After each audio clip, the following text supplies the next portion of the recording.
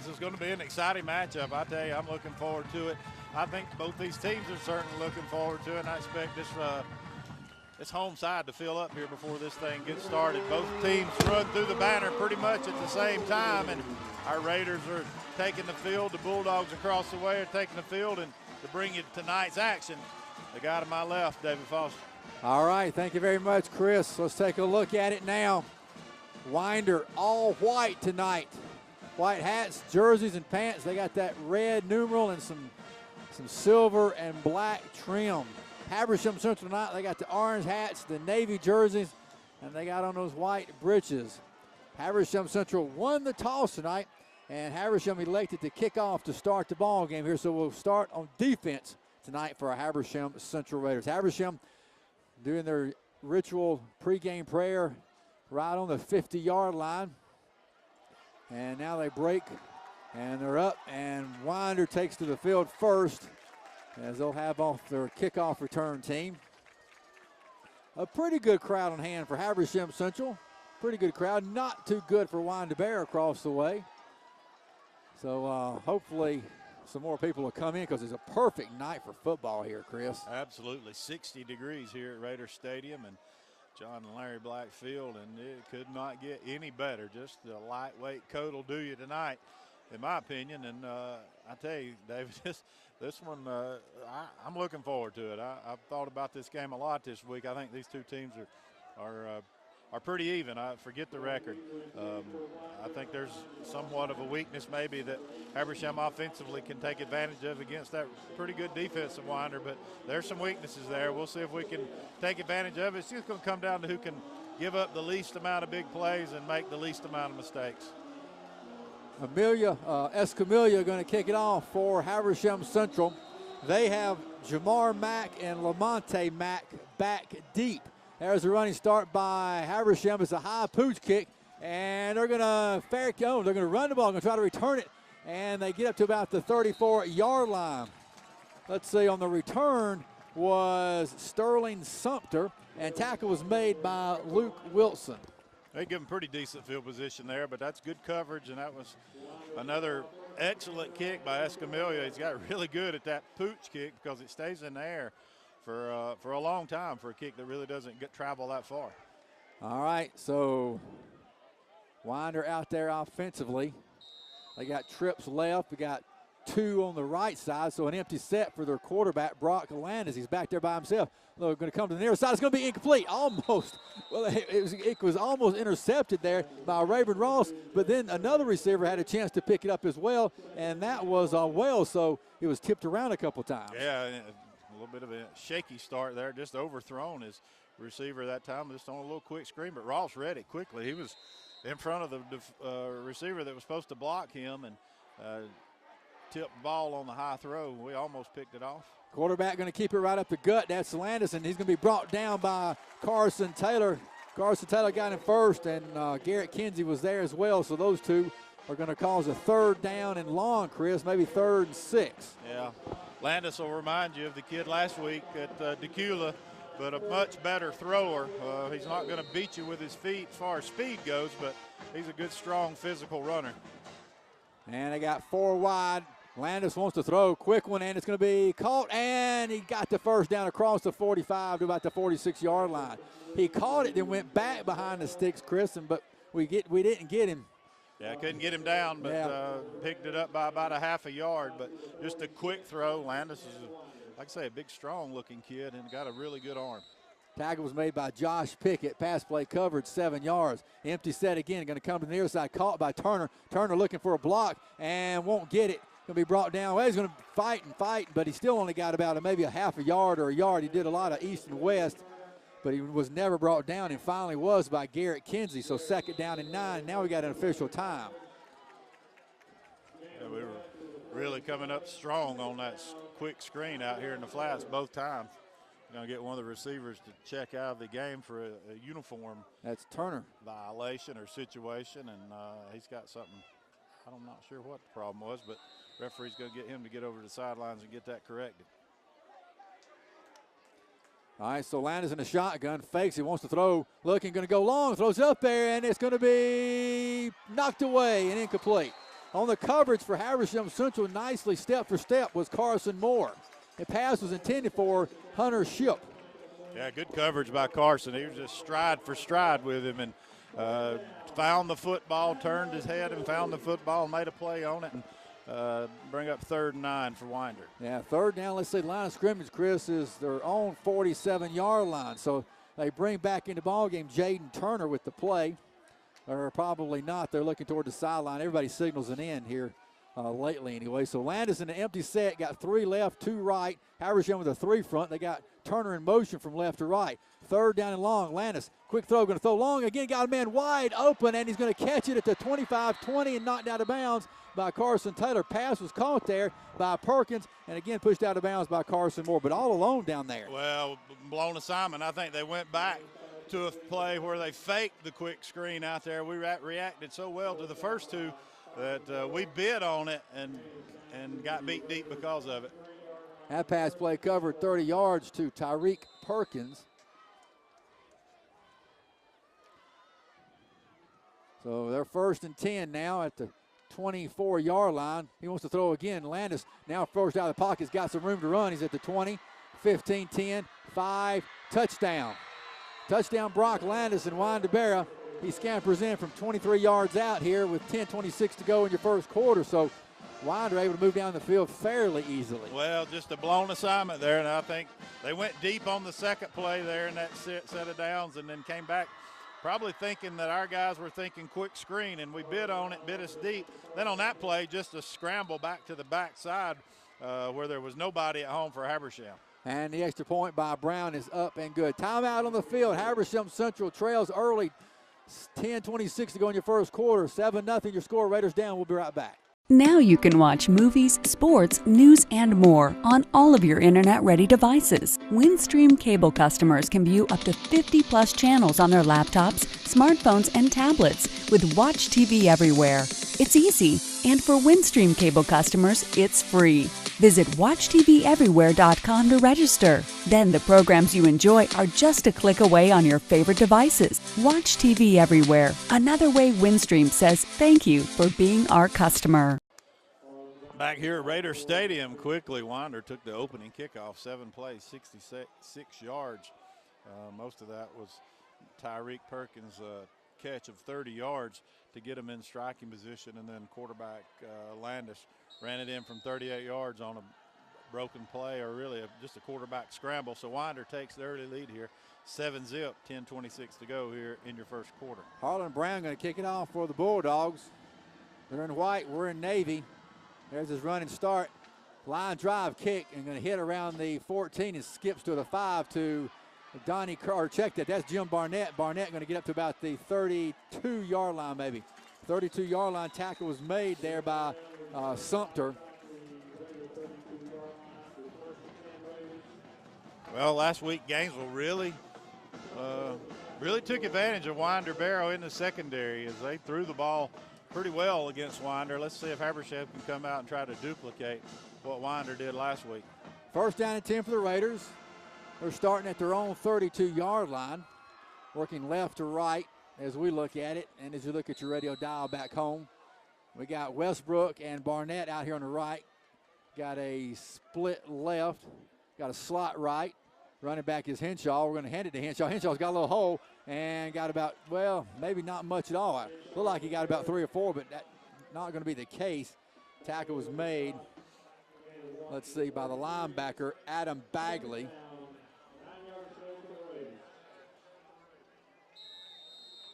Also Mack on the tackle for them. So 1 yard on the gain. 2nd down. 2nd down and 9. We stand up, look toward the bench. We got AJ in the shotgun. We got 4 wide. We want to throw, pressure, runs, gets out, got a pass and complete there to Jim Barnett. Goes up for it, comes down, makes the catch. Tackle was made by Cole Walton. So a 1st down for Habersham Central as we got across the 45 to maybe the 46. They brought the linebacker with pressure right up the middle that time. I think that was Bagley. Henshaw did a good job picking him up, just enough for A.J. to roll to his right and then drop one in the zone coverage against Winder. 13-yard pass play. There's a quarterback keeper around that left side, and on the run is A.J. Curry, and he gets to midfield. Goes from the 46 to about the 50. Tackle was made there by one of those defensive backs, Maynard. Good gain there of about 4, almost 5 by A.J. We're down by 7 to nothing here. Habersham, their first offensive possession. We're going to be second down and 6 from right at midfield.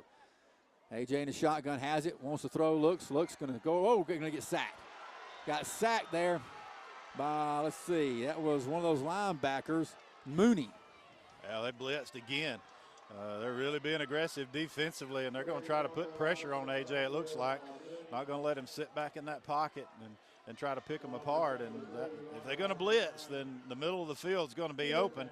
Of course, Coach Harrison's going to recognize that immediately, but that'll bring up 3rd and 15. So we lost 9 yards on that sack by their linebacker, Mooney. They got a 4 front. Habersham's got 4 wide. We want to throw and roll to the near side. Pressure from the backside. Going to throw on the run. Going to go long. Got a man wide open. That's Jim Barnett. All he got to do is catch it and score. He does, and we tie the ball game. Well, we got an extra point to go, but we got that long touchdown pass to Jim Barnett of 59 yards. And Chris, like I said, all he had to do was catch it. He was wide open. That was the scary part because nobody was within 20 yards of him as he caught it at about the 20, and obviously a blown assignment by Winder in the backfield or in the secondary results in a Habersham score, and we match their touchdown. And as you said, David, extra point here ties the ball game. Escamilla on for the extra point. Bryce Tanner will hold it. Snap is good, hold us down, kick is up there, looks good, and is. So with 8:08 to go, we're tied at 7, Chris. 5 plays, 68-yard drive by Habersham.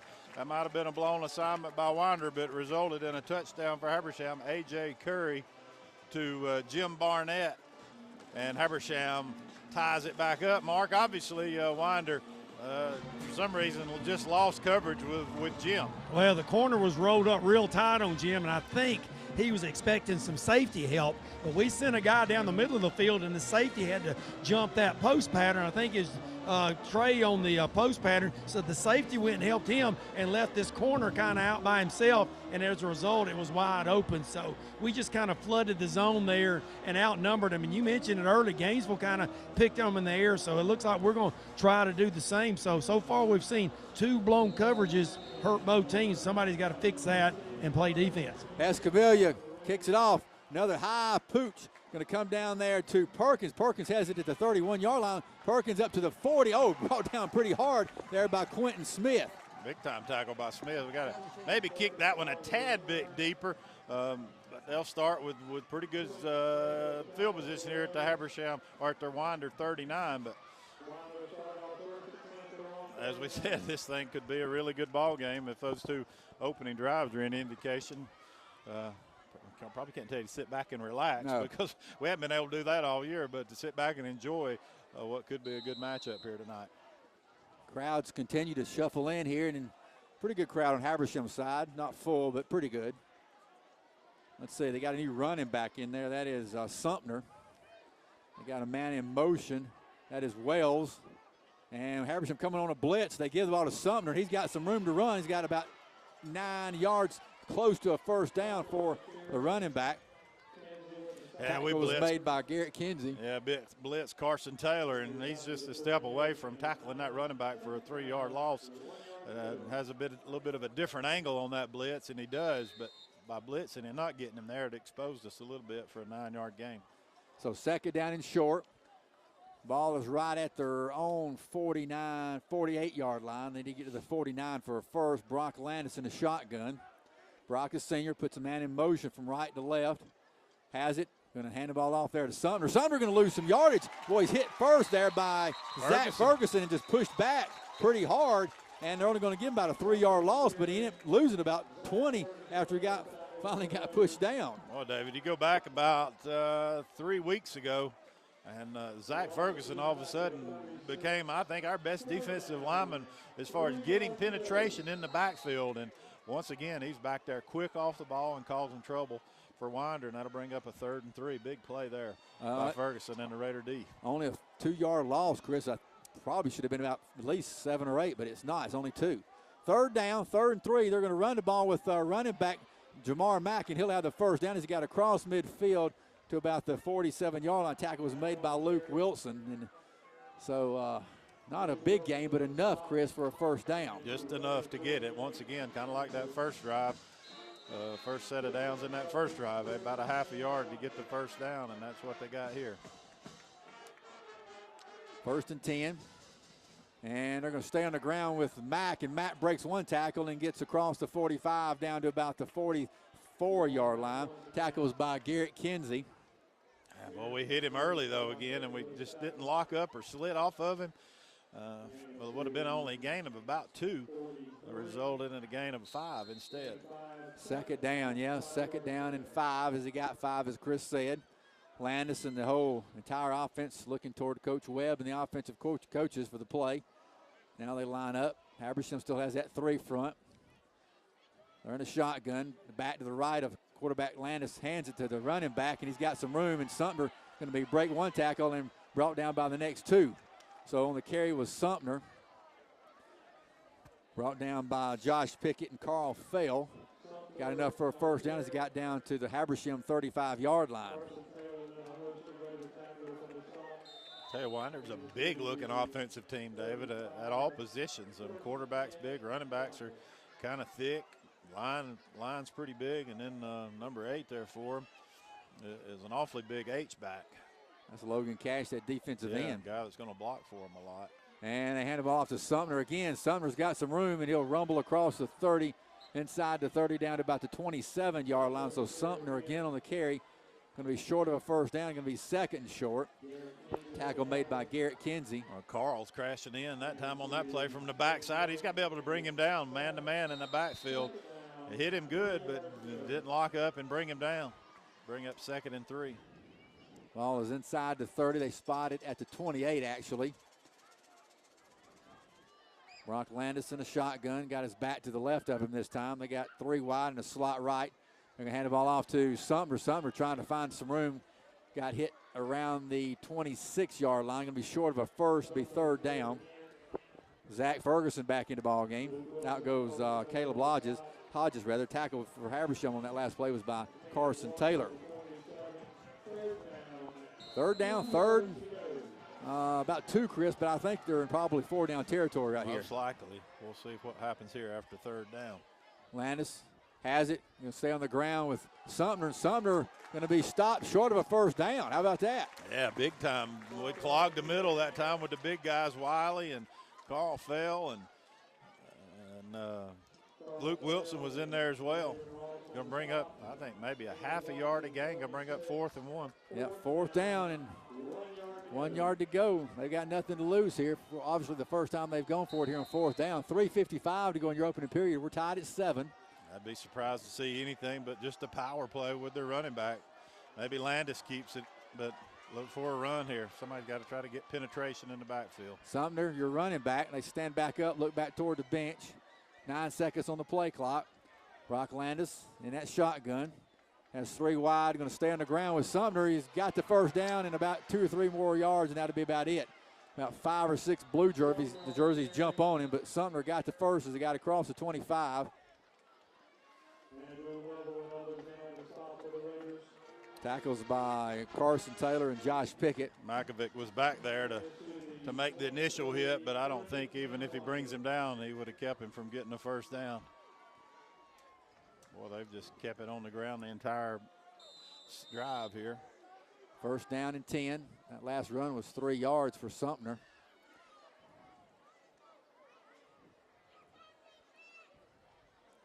First and 10. Brock Landis in the shotgun. And gives it off again to Sumner, and Sumner gets free to across the 20 to about the 18-yard line. So Sumner again on the carry. Luke Wilson, Carl Fell on the tackle for Habersham. Now we got a timeout. Timeout. Let's take time two. Exactly 3 minutes to go here in your first quarter. We're tied at 7. Commercial break. We'll be right back. Now you can watch movies, sports, news, and more on all of your internet-ready devices. Windstream cable customers can view up to 50-plus channels on their laptops, smartphones, and tablets with Watch TV Everywhere. It's easy. And for Windstream cable customers, it's free. Visit WatchTVEverywhere.com to register. Then the programs you enjoy are just a click away on your favorite devices. Watch TV Everywhere, another way Windstream says thank you for being our customer. Back here at Raider Stadium, we took a timeout. Mark, come down to you quickly. I think that might have been one of those I'm going to challenge my team timeouts. Yeah, Coach Harrison was out there in the middle of that too, so it wasn't just the defensive staff called that. Our head coach, Benji Harrison, who's the offensive coordinator for the team, made sure he was out there involved in that too. I think that was just a challenge to buck up a little bit here. They've got down the red zone. We got to stop this. Ain't been a pass on this drive. Yes, it's pretty just man on man up the middle, and we're losing that battle right now. Cabbage Dog is in there on the defensive front for Habersham. We're coming on a blitz. They hand the ball off to Sumner. Sumner going to be brought down around the 15-yard line, maybe the 16-yard line. Tackle was made by Andrew Lovell and Carson Taylor. Taylor's helmet came off, so he'll come out. Kinsey will come in. Kinsey and Makovic at the linebacker. We blitz that time, bring up 3rd and 3. Big play. We want to force Winder into making another decision here on 4th down. Line of scrimmage is a 16-yard line. They need to get to about around the 14 for a first. Landis in a shotgun, going to run to the right. He's going to try to keep it himself. Cuts back inside. He'll have the first down. The big guy just lowers his head. At least I said he got a first down. I don't know, Chris. Boy, they may mark him a little bit short, David. I think he had to get beyond the 14-yard line. Yeah, they're going to be about a half a yard short. That'll force them to go for it again. Yeah, 4th down and about a yard or less. They bring in the big running back, Sumner. Well, see if we clog the middle with some blitz and maybe bring some extra pressure and try to get somebody through a seam there and make a tackle behind the line of scrimmage. So 4th down. They're going for it. Long count. Habersham on. Got a lot of people up in that box, Chris. Showing better discipline there, not to jump. 4th down. 5 seconds. Winder better get this one off. Yeah, 3, 2, 1. They go. They bad stuff. Oh, and they called timeout right before the snap. Timeout. Let's take time two. 1:41 to go here in your first quarter. We're tied at 7. Commercial break. We'll be right back. Now you can watch movies, sports, news, and more on all of your internet-ready devices. Windstream cable customers can view up to 50-plus channels on their laptops, smartphones, and tablets with Watch TV Everywhere. It's easy. And for Windstream cable customers, it's free. Visit WatchTVEverywhere.com to register. Then the programs you enjoy are just a click away on your favorite devices. Watch TV Everywhere, another way Windstream says thank you for being our customer. Well, confusion for Winder there on that 4th and about a half a yard. Running back was on the left, then he was switched to the right, and then back to the left. And Coach Webb, just before the play clock or the 25-second clock clicked to 0, got a timeout.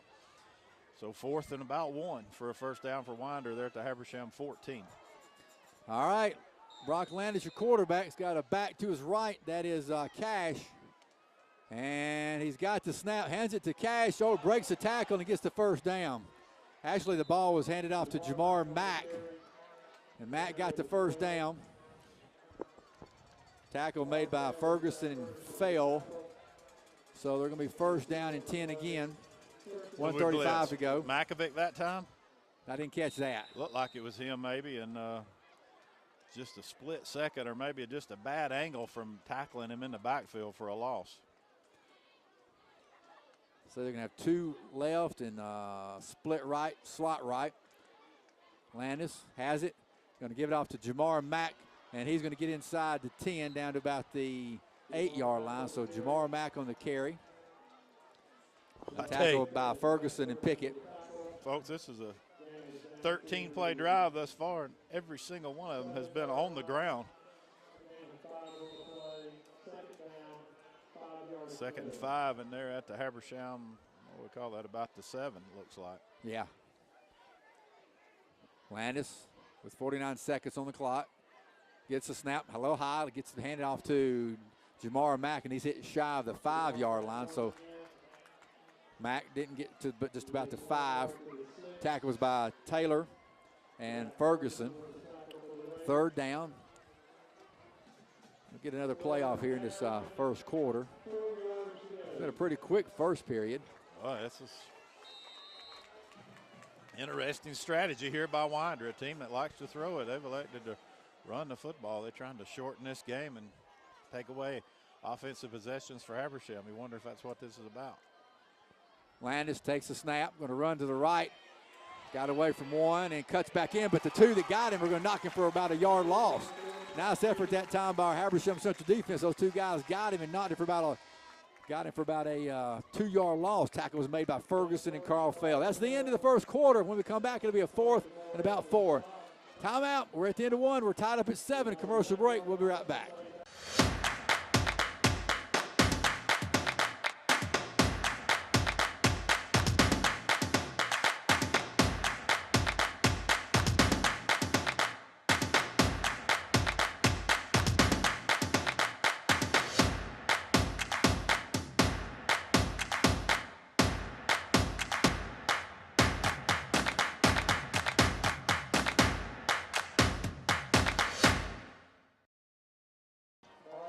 Back here at Raider Stadium, we'll start the second quarter after a 16 play drive for Winder. They're going to bring out the field goal unit. And Brown they fake it. They'll run a little reverse. They want to throw it in the end zone, and he's going to keep it, and we're going to get him and knock him out of bounds. They tried to run it, and then I thought he was going to try to throw it. He had a couple of people open, Chris, but nothing ever happened. Well, Mark, right down there in front of you, you saw it probably unfold. Walk us through that one. Yeah, that was a great play by Raven Ross. He didn't bite on that fake, and he was waiting on the running back or the up back coming around there. It was going to be a pass, and then he was open for a second, and he was getting ready to throw it, and then somebody in blue, I couldn't tell who, I looked real quick, and somebody had covered the receiver, so at that point he felt like he had to run it. So just a good job by the defense recognizing the fake and closing it off real quick, and that gives the ball back to our offense. All right, so we're 1st and 10, but we're at our own 5-yard line, and we're going to run the ball with Baylor Henshaw. He's got a little hole, and he got about 2 or 3 yards about it, but nice run that time by our running back, Baylor Henshaw. Mooney was there. Also in on the play, I'm sorry, Chris, was the linebacker, Bagley. Picked up 4, David, but, man, if he could have planted that right foot and cut it back to the left, he had a huge hole. Yeah. But still a pretty good run. Second and 6 after the 4-yard run. AJ in a shotgun. And we'll stay on the ground with our running back, and this time he's got nowhere to go. Ran into the big linebacker, Aaron Bagley. I'll tell you, they're going to blitz and fill those gaps on just about every play. And they continued to do it that time, and loss of about 2 on the play, bring up 3rd and 8. So Habersham looking at 3rd and long.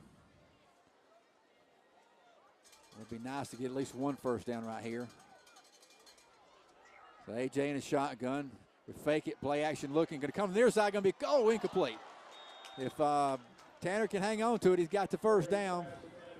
Just got to catch that one. You just got to make those plays, and that's an easy play, maybe a tad high, but you just got to catch that one. He really pushed his defender up the field and then stopped and came back for it. Would have been enough for a first down. So now Escamilla will have to kick it away in his own end zone. And they're coming. They get it and got away the kick. Good kick that time. They call for a fair catch around the 38-yard line. Fair catch there was by Trace Wells, so they got pretty good field position again. Well, we weren't able to take advantage of the fake field goal opportunity that Winder did on 4th down a while ago, and they stopped us on 3 and out, and they got great field position at the 38. If we could have gotten gotten a first down there.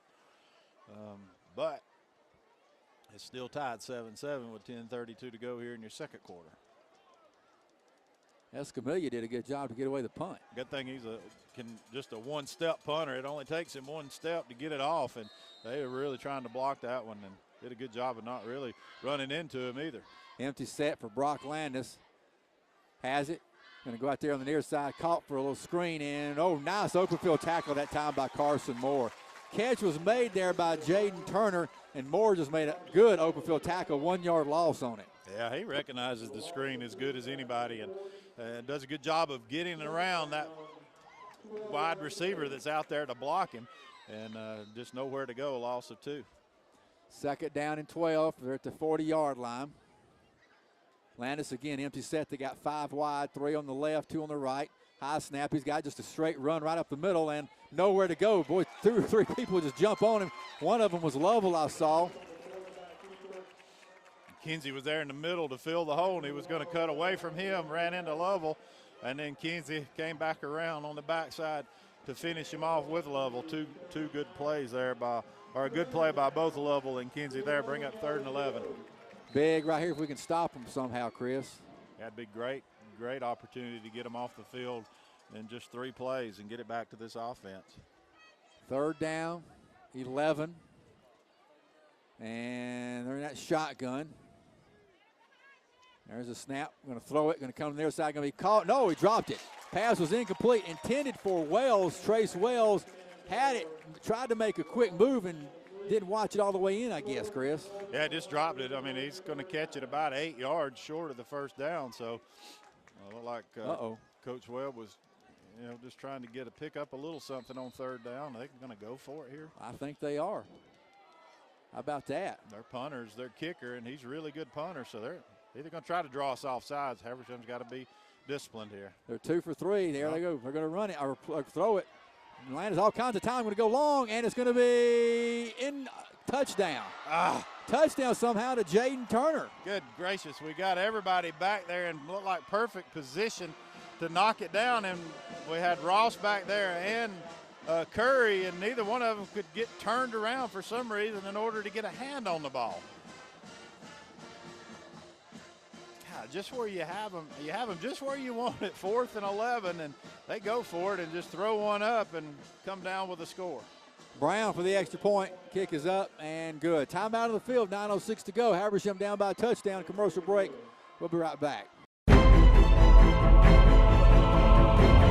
With cable television production studios in Habersham and Towns counties, you're watching Windstream Cable Television Channel 4, home of local origination programming in North Georgia. From weekly church services to sports and community events, we've got you covered. Join us 24/7 for local programming at its best. Windstream Cable Television, it's what people are watching.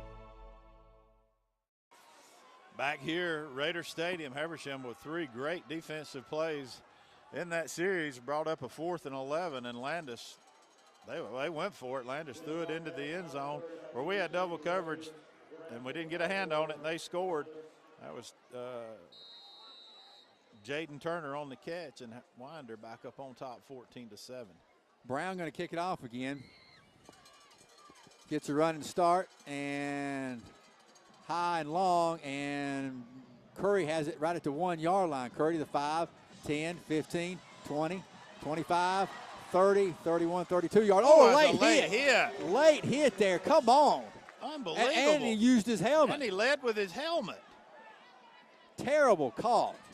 I mean, Curry is on the ground, and 37 comes in. Blatantly. Leads with his helmet as he's lying on the ground, and the referee's right there in front of him. We don't get the call. Mark, back to the touchdown play. We were there, and for some reason, just couldn't get our head turned around, it looked like, in order to find the football. Yeah, Raven had a good coverage. He got beat a little bit early, and then Donovan Curry was right there too. Matter of fact, Donovan thought the ball had been knocked down. And I tell you, Raven just swung and missed the ball. He kind of swiped at it, and I thought he had it, and then the ball just went right by his hand. And got to give the Winder receiver credit. He was kind of all over, covered up, and he still somehow, I think it was look what I found type thing. And Raven just kind of swiped at the ball and missed, and as a result, Winder was able to come up with it. But I'm like you, that was obvious late hit right there, right in front of everybody, and no call. So I don't know what happened there. And we'll see if Donovan's all right. But we just had the coverage. We just missed the ball, Chris. Yeah, and boy, it's hard to Donnie's not getting up because he's on the ground, and the guy comes in with his helmet. That's the bad part. Man alive, how do you not get that call? Unfortunately, we didn't, but Donnie's going to get up and be okay. But gone. Tough break for Habersham. 8:57 to go. We trail 14-7. He'll be all right. And Habersham's got some catching up to do. That's pitiful. Officials talking about it. And they missed it. They just flat out missed it. And I'm not sure how. Officials this year, to me, have been extraordinarily bad. They have not been very good. I guess I got a bad attitude, though. that one was that's hard to believe how you don't call it. 1st and 10 for the Raiders. AJ in a shotgun. They're coming on a blitz. We're going to run with Baylor Henshaw. And he got a couple of yards. Going to be 2nd down. Baylor's looking back to his right for the cutback. If he just looks back to his left, that's twice now. He's got a really big hole. Millwood on the tackle for them. 2nd down, 9. 8:35 to go here in your first half of play. AJ in a shotgun. Looks back toward the bench. Now we get lined back up again. AJ's got it, wants to throw, looks, pressure from behind. Going to go long, looking for Bryce Tanner, and can't make the catch. And again, no flag, no pass interferences as the defender got all in the running lane and Mark, all over Mark, Tanner. Let's go down to Mark. What do you got down there? Like Coach is upset about something on the backside here in the pocket. I couldn't tell. I don't know if they hit A.J. late. I was watching the ball, and I thought, like you said, Bryce got interfered with there. So I'm surprised there was no call. You know, at least make up the call you missed a while ago, but still no call. Didn't really see anything on the backside other than maybe a late punch on A.J., but he don't seem to be too upset about it now. So sets up a 3rd and long. Al Moyen was doing a great job against the big stud Cash defensive end. He really held him off, but maybe he was the one that hit A.J. late. Quick hitter and incomplete. Pass intended for Jim Barnett. It's going to be 4th down in the punt situation. They really forced that one. Jim was triple covered, basically. Had no chance of getting it to him. Taryn Westbrook was wide open as a result of that triple team out there on a little swing pass out of the backfield, but we were going to try to get that one to Jim. Bring up 4th down. We'll punt it away, trailing 14-7. Escamilla in punt formation. There's a snap, and he got away to kick a low one, and they're going to let it hit. Oh, it hit him! It hit him, and we'll score! We'll score! Trey Weatherton! Touchdown! Oh, what a break that time for Habersham Central. He tried to go up and make a catch, got a flag down, though. That better not be some kind of holding call. Maybe a roughing running into the kicker. Mark, what do you got? Yeah, they're calling it run into the kicker. They kind of punched the punter as he went by. Wasn't roughing the kicker, but they're going to call a late or run into the kicker, so the play should stand unless they're going to call some kind of – he didn't call for a fair catch, did he? I was looking at the penalty. Okay, I want to make sure because I was watching what the penalty was, and then I saw – that's what the call is. So the play should stand, touchdown. Boy. We've had some things go against us, but we finally had one. It's going to be a muff punt, though. Oh, that's right. You can't return it. You can't return it, so it's going to be a muff punt and not a touchdown. But we'll take that. Yeah, we'll take it. It's our ball at the Habersham at the Winder 34. Great play by Trey Weatherton as the receiver came up and slipped. And when he did, he reached for the football, glanced off his hand. Trey Weatherton picked it off in midair with one hand and kept going. Unfortunately, they won't let you do that in high school, and that would have been nice if you could, because Trey's got 6 for us. Forgot about that silly rule. Here's A.J. Curry wants to throw, going to go long. Lofting it up there for Barnett. It's going to be a little short and incomplete. Double coverage, really forcing it to Jim that time. Don't want to make a mistake there where you give it right back to him. A little chippy down there with the defensive end, number 8 for Winder. 2nd down and 10.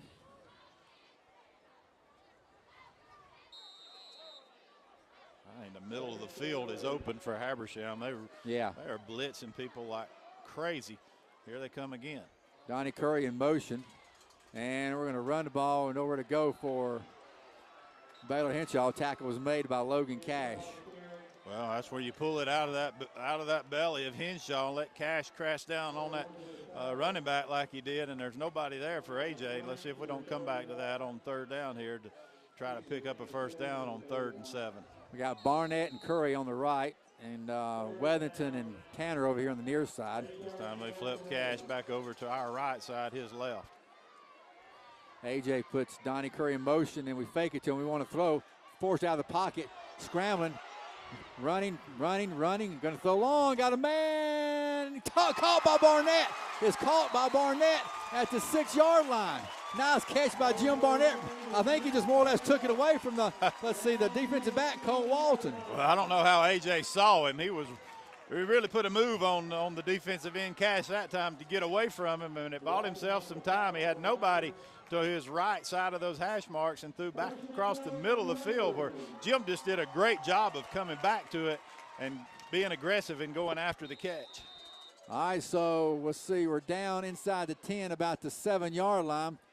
AJ going to give it off to Baylor Henshaw. Henshaw going to be brought down by, the linebacker Mooney. 2nd down, goal to go. Well, it's been a while since Coach Harris has used Wyndham at tight end, but might not be a bad spot for him. You release that tight end off this line of scrimmage. Those backers are coming from. Could be 6. 2nd down and goal. From about the 7-yard line, they're showing blitz. Now we stand up and look back toward the bench. Plenty of time on the play clock. 2nd down and goal. We want to throw, looking. Going to go. Going to be caught. Is it? Yes, touchdown. Touchdown, Habersham Central. Who is that? Trey Weatherington. Yeah, Trey Weatherington. How about that for Trey Weatherington back? Oh, what a nice throw. What an even better catch by Weatherington, who really got this drive started by recovering the muff punt by Winder. And then he made a great catch right there on top of the pylon, just right inside the pylon to tie this thing back up or get a 6, and the extra point will tie it back up. Escamilla on for the extra point. Snap is good, hold us down. The kick is up there and good. 6:17 to go in the half. We're tied at 14. Boy, nice answer to that drive. It was a 34-yard drive after the muff punt, Mark, and that was one heck of a throw, but an even better catch by Trey Weatherington. You know, we had 2 good catches. Jim's catch we mentioned earlier was a great catch.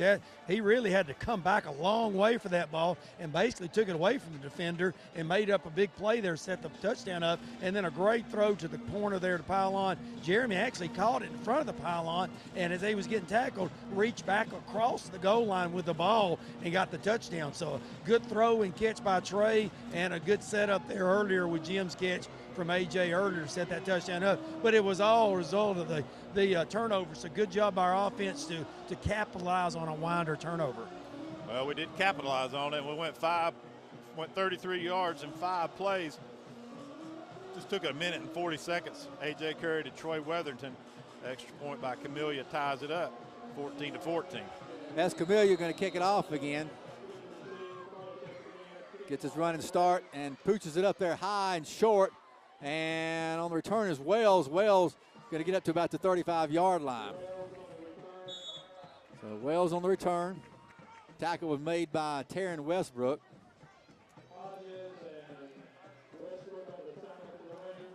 So they got pretty good field position again.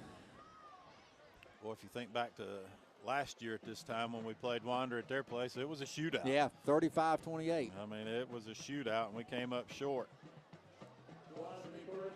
1st and 10.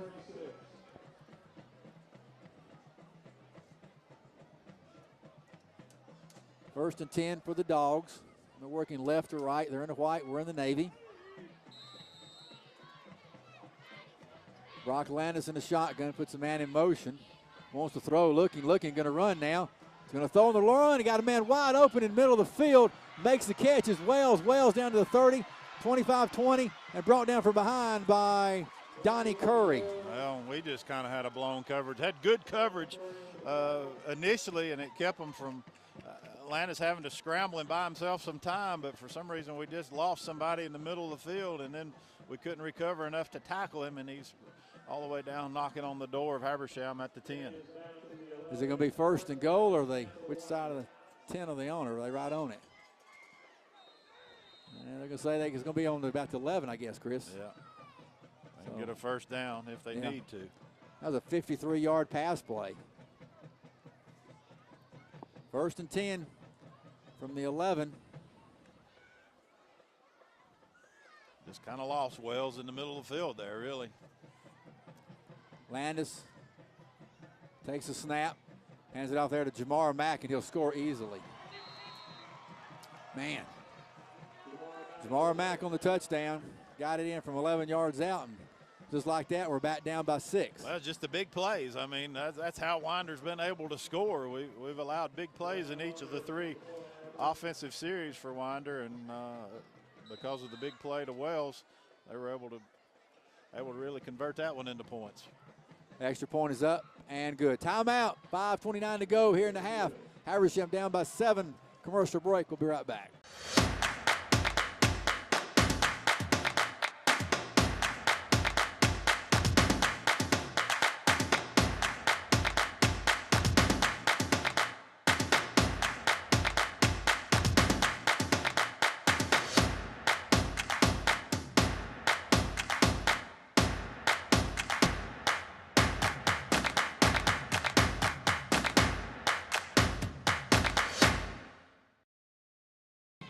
Well, back at Raider Stadium, Habersham's been in about 8 shootouts so far this year. It looks like we're headed for our 9th shootout.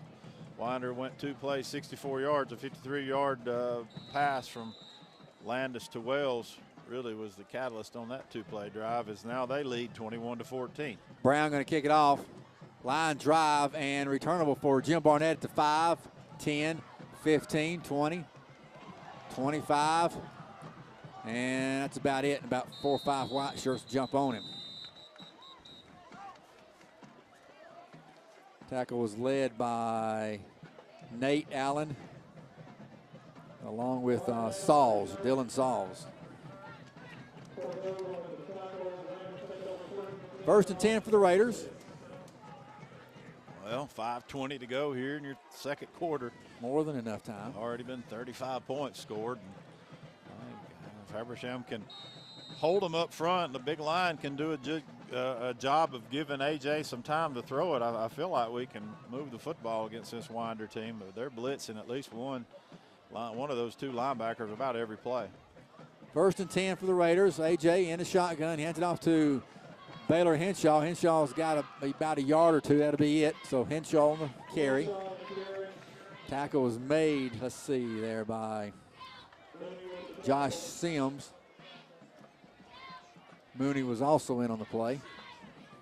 But you certainly can't get away from your run game, and Coach trying to make it happen up front, but we ran that one right into the blitzing linebacker of Winder. Mooney, yeah. 2nd down, 2nd and 8. Habersham's got 12 on the play clock. We got Jim Barnett in motion.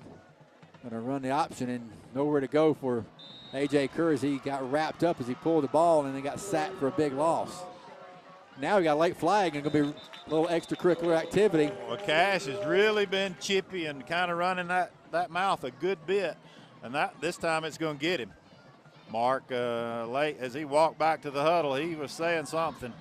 Got a personal foul, unsportsmanlike conduct called against him on that one. Yeah, that had to be something he said. That had been personal foul if it was on the tackle. And he was a little extra on the tackle, I thought, but no call. But he was walking back to the huddle and saying something, and that got him. And you're right, Chris. He's been very vocal out there. Now, he's a big old boy, and that's the one that Coach Webb was talking about is their D1 prospect, and he's only a junior. He's a good-looking big kid, but he does run his mouth a little bit, and it cost him 15 yards, and that should give us a first down there. So costly penalty after making a great defensive play himself. He cost himself with a little extra mouthing there, and it's going to set up the first down, and I think they're calling timeout. Coach Webb's going to want an explanation of exactly what was said. Timeout, 4:28 to go. Habersham down 21-14. Commercial break. We'll be right back.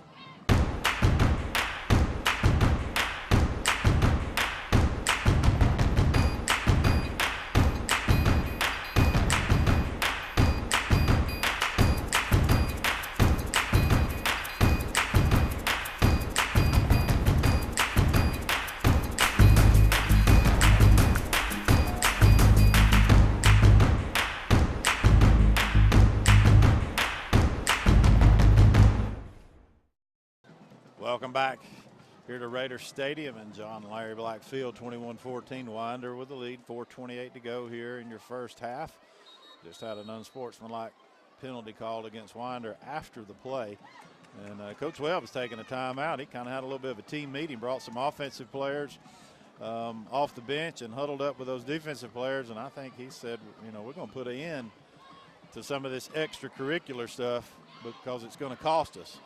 So Habersham's got a first down now after the penalty. We're at our own 37-yard line, 1st and 10, working right to left. Got Westbrook in motion.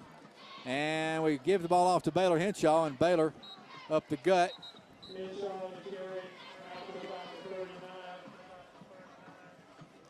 Tackle was by Millwood. And let's see, Paige Moore. 2nd down, 8.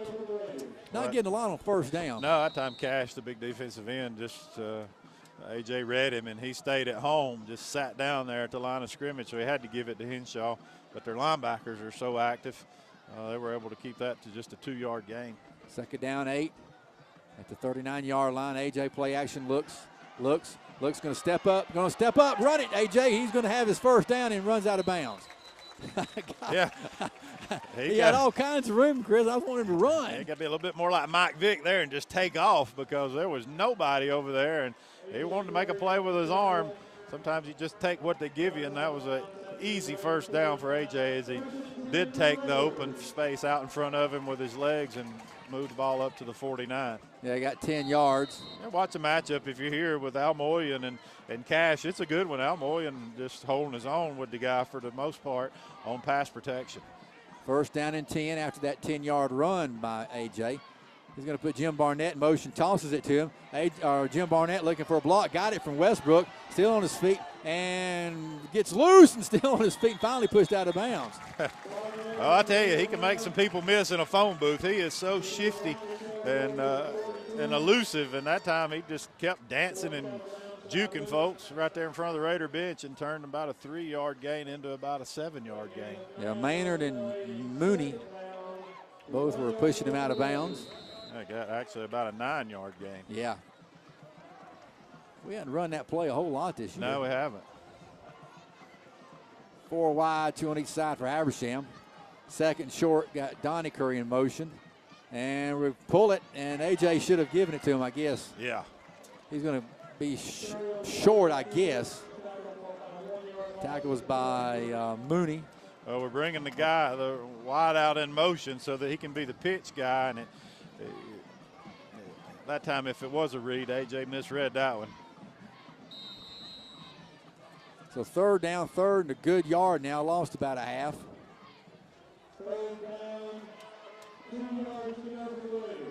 3rd down and a yard. A.J. in a shotgun, empty set, put his brother Donnie in motion. Doesn't hand it to him, and we're going to lose some more yards. It's going to be just 4th. blitzed right up the middle again, and we didn't pick up Bagley. So we faked the jet sweep, and we wanted to throw it, but A.J. really had to dodge the torpedo bullet of Bagley at that middle linebacker position. Mark, they just opening up the middle of that field with all those blitzes. We've got to be able to expose it at some point in time. I hadn't seen a play yet that they haven't blitzed one, if not both, their linebackers. It's 27-6, and every play at least one. And there's sometimes both of them are coming. You're right, Chris. We could just run a little, dump pass over the middle. Of course, with this spread, that's hard to do. But I'm like you. Let's stick a Hoff in there and maybe send him just right over the middle there and see if we can take advantage of those linebackers because they are gap controlling. And there's not very much room to run with a backer filling every gap and blitzing every time. Timeout, 2:07 to go. Habersham takes time, trailing by 7. Commercial break. We'll be right back.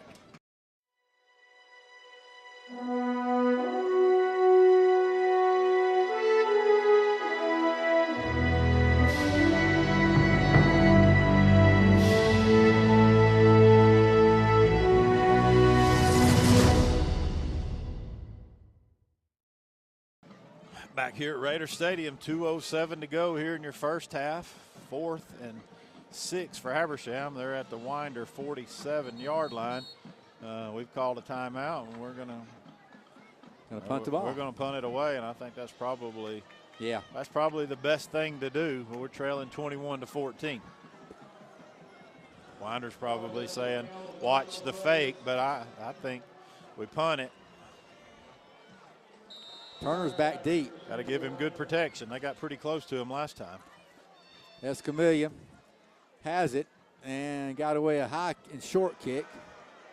And it's going to get a Winder bounce. Oh, when you needed a nice, good kick away from everybody toward the corner. And nobody was really rushing him that time. He didn't get off a good kick. So now with 2 minutes to go, you've given them good field position at the 37-yard line, and this defense has got to come up with a good defensive stand here. I want to say hello to Milton Powell, always a faithful listener, and never missed a game for years and years, and but now he's a faithful listener on his easy chair by his radio. Yeah, hello, Milton. We know you're listening, and we hope to bring you a W tonight. Yeah. Hope Barry Taylor's listening as well over wherever he may be. Hopefully he is on the way to getting better. 1st and 10 for Winder. Landis in the shotgun, sends a Mack in motion. Pressure from the backside, going to throw up there long. They got a man wide open, touchdown. You could see it developing. Perkins, sophomore receiver, just ran a skinny post in the middle of the field, and we just had to blow an assignment. As soon as he got behind us, there was going to be nobody there to tackle him. So we made that hole that we're in just a little bit deeper to climb out of.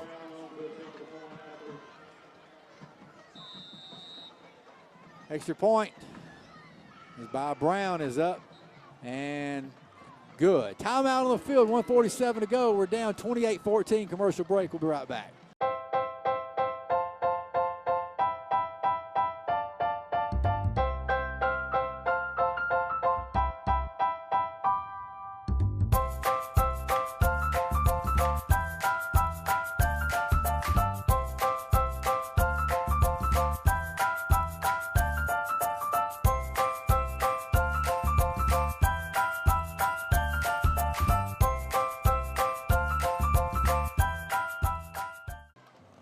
Short punt really wasn't the cause of that, but it gave them good field position, and we just let somebody get behind us. For some reason, a blown coverage will say one catch or one play, a 63-yard catch for Winder, and that was the sophomore Kyan Mooney, or no, Perkins on the catch. Now they lead 28-14, so Habersham, playing against a team that's blitzed on every play, is down 2 scores. And Brown going to kick it off and puts us into the end zone. So we'll have it 1st and 10 from the 20. Well, Mark, they just went trips right, and they just got behind us. We had to blow a coverage there. What they're doing, they've done it twice now. They're sending the back in motion out of backfield and making a trip set. And for some reason, we're chasing the back with our free safety, and that's allowing a wide out to go long on one of our linebackers. Carl Fell is not a defensive back, but he's having to cover a wide out deep because we're bringing the safety over the top on the motion, and as a result, we're kind of getting outmanned there. 1st and 10 for Habersham from their own 20-yard line. A.J. wants to throw. Going to come to the near side, going to be incomplete. Too low for his intended receiver, Donnie Curry. Going to bring up 2nd down and 10. Well, only problem with that is it stops the clock, incomplete pass. Now you're 2nd and 10 at the 20. Just underthrew him, has a tendency still to try to make that throw too hard and put too much on it, and I think that's when he underthrows it and throws it about 2 feet short into the ground. A.J. in a shotgun. Fakes it, wants to throw, looks. Going to look for Jim Barnett, incomplete. A.J. had to lay out for it. Cole Walton on the coverage. Brings up 3rd down and 10. You know what the dangerous part is, don't you, Chris? Yeah, there's way too much time. We've stopped the clock twice now, but well, you can't blame us for throwing. You got to throw it, yeah. I mean, you got to throw it, and that's the unfortunate part about throwing it sometimes. Those incompletes will stop the clock, and you don't really want that clock to be stopped right now, but you don't want to just run the football either. Got trips down left. 2 scores. Got trips left. Jim Barnett's on the right. A.J. looks to the near side, steps up, and looks and going to get sacked. And now they call time. 1:30 to go, 90 seconds. 90 seconds. Timeout. Habersham down by 2 scores. We'll be right back. I'm Bill Miles, Post Commander of the Grant Reeves Post 7720, Veterans of Foreign War, and Army veteran of 28 years.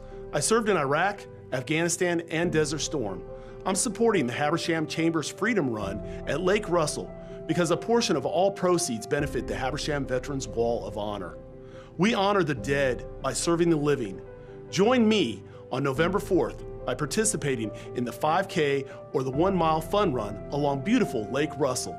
Register now on active.com or at the Habersham Chamber of Commerce in Cornelia. Well, Mark, we'll go down to you. The easy throw and completion on first down really hurt us there that we thought would just keep the clock running. It stopped the clock because it's incomplete. Now we got to give it back to them. They're going to get really good field position. Yeah, AJ just don't have very long with that blitz coming every time and somebody's coming off the edge. He just don't have a lot of time to look and throw, and you're right. We just did not run as much clock off as we needed, and that gives the ball back to them, and we have called a quick timeout. That gives them the ball back with 1:30 left in this first half. And it's going to get a pretty good Raider roll. They'll still have good field position, but it's going to roll across the 45 down at the 44-yard line. Downed by Clay Gosnell. Well, if you're defensive unit now, you just got to keep everything in front of you. 1:19 to go. They've got 1 timeout left. And no, they have none. We have 1. And so you just got to keep everything in front of you. Make them earn this, 45, it's 56 yards they got to go to score, or at least they might try to reach for a field goal, but you just got to keep everything in front of you, Habersham, not give up the big plays. That's been the Achilles heel for us here in this first half. All right, so Landis going to be in a shotgun. You know they're going to take a shot down the field somewhere, though, Chris. They got 4 wide.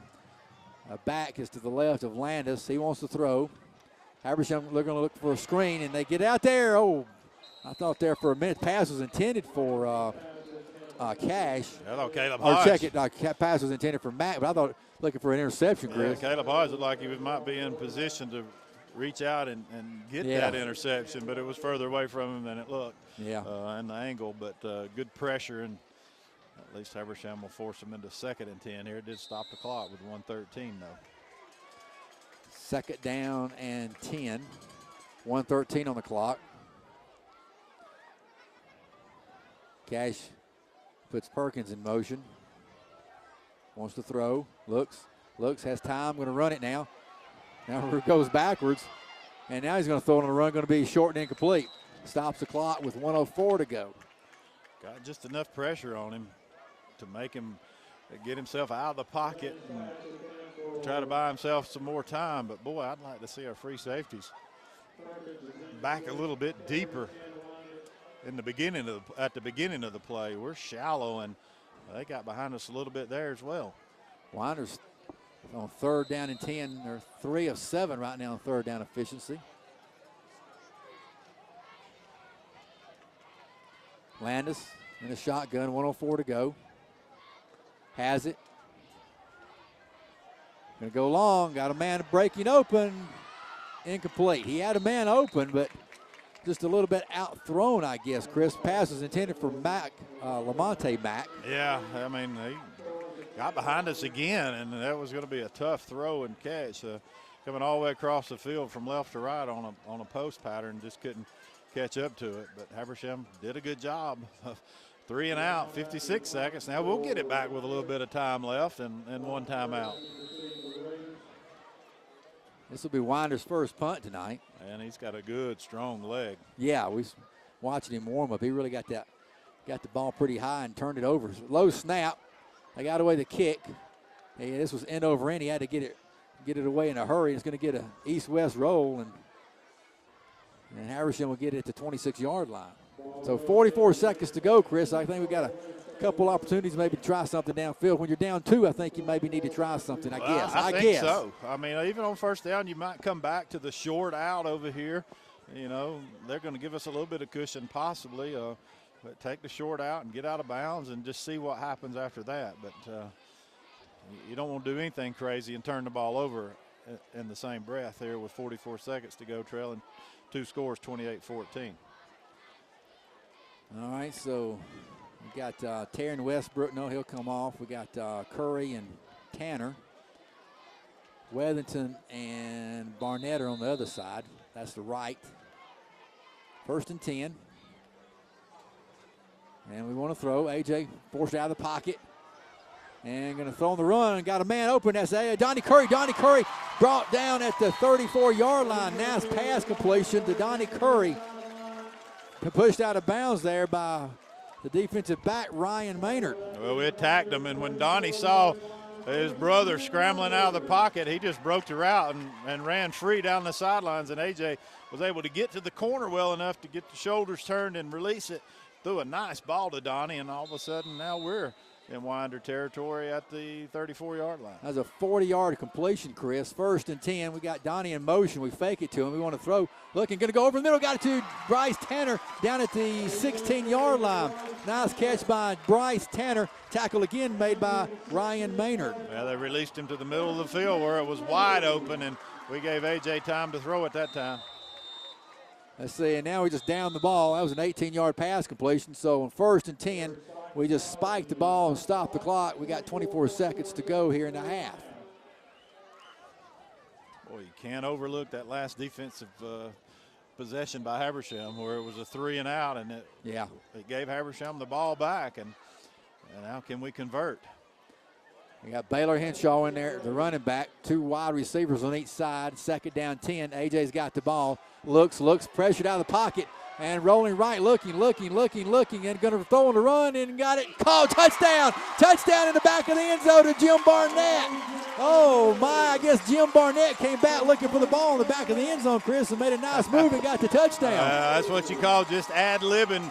And A.J. scrambled around and got himself some more time out of the pocket, and Jim saw him rolling to the right, made a move back toward his side of the end zone, and just A.J. with another good ball there to the back of the end zone, and Jim with a great catch in the back of the end zone. And, boy, what a great drive by Habersham. 16-yard pass play for the touchdown. There's the extra point. It's up, and it is good. 15 seconds to go in the game, or in the half. 4-play, 74-yard Curry to Jim Barnett, and we're back within 7, 28-21, Mark. As we just mentioned, boy, you just can't overlook that defensive effort by Habersham, getting Winder off the field in 3 straight plays. Yeah, we needed that. I mean, he was open there at the end on the post pattern, just overthrew him, so we got away with one a little bit. Because I'm like you, I thought we might back our coverage up and not leave anything behind us, but they did their job. They got him off the field, and just an impressive drive by Habersham, and A.J. Curry showing why he's considered one of the best quarterbacks in the area. He just made things happen there. He had to scramble most of the time. All 4 pass plays there, he was scrambling for his life, but was able to throw it on the run, and not only throw it on the run, but put it right on the money to his brother Donovan, and then, of course, right there at the last touchdown there to Jim. That was just a broken down play. He was trying to go to Donovan here in the corner, but he couldn't get to it, and as a result, he had to scramble. Jim did a good job of changing his route and went back to the corner, and A.J. threw a strike. So good job, good answer by our offense there. Escamilla going to kick it off high and short, and they call for a fair catch at the 25-yard line. Fair catch was there by Trace Wells. And Chris, coming up at halftime, I think we're going to talk to Tavares King and Bo Hatchett. That's a pretty good combination, A.J. Curry to Jim Barnett, but I think Bo and Tavares might have them beat. Yeah. And we're delighted to have them here in the booth with us. We might just keep them locked in the booth. You want to do that, or? Yeah, we might both do that. Okay. Well, we have enough headsets. We got it. Yeah, we can make it happen. And also, Morris Brooks was supposed to be here with us, so we'll try to get in with Morris as well. 28-21, Habersham with the chance, it looks like, to finally go into the locker room with the momentum at the half. And they take a knee. That's the end of the first half. Habersham down 28-21. Coming up, the halftime show. Commercial break. We'll be right back. Hi there. I'm David Turner, and I'm here to invite you to a very worthwhile and exciting event that's going to take place in Habersham County. We're going to have the Freedom Run 5K road race at Lake Russell on November the 4th. As a year-round runner, I've traveled a good bit around the states, having a lot of fun and a measure of success. But to come home and support this very worthwhile cause is special for me. Our Veterans Wall of Honor is making wonderful progress. The Chamber of Commerce does a year-round work of worthy causes, and we need to support both of these things. So if you can make it and join me, I'd invite you to come, and you can register on active.com, or you can go by the Chamber office. If you wish to get a group together, even better, we'll give you a discount on the race. We'll look for you there.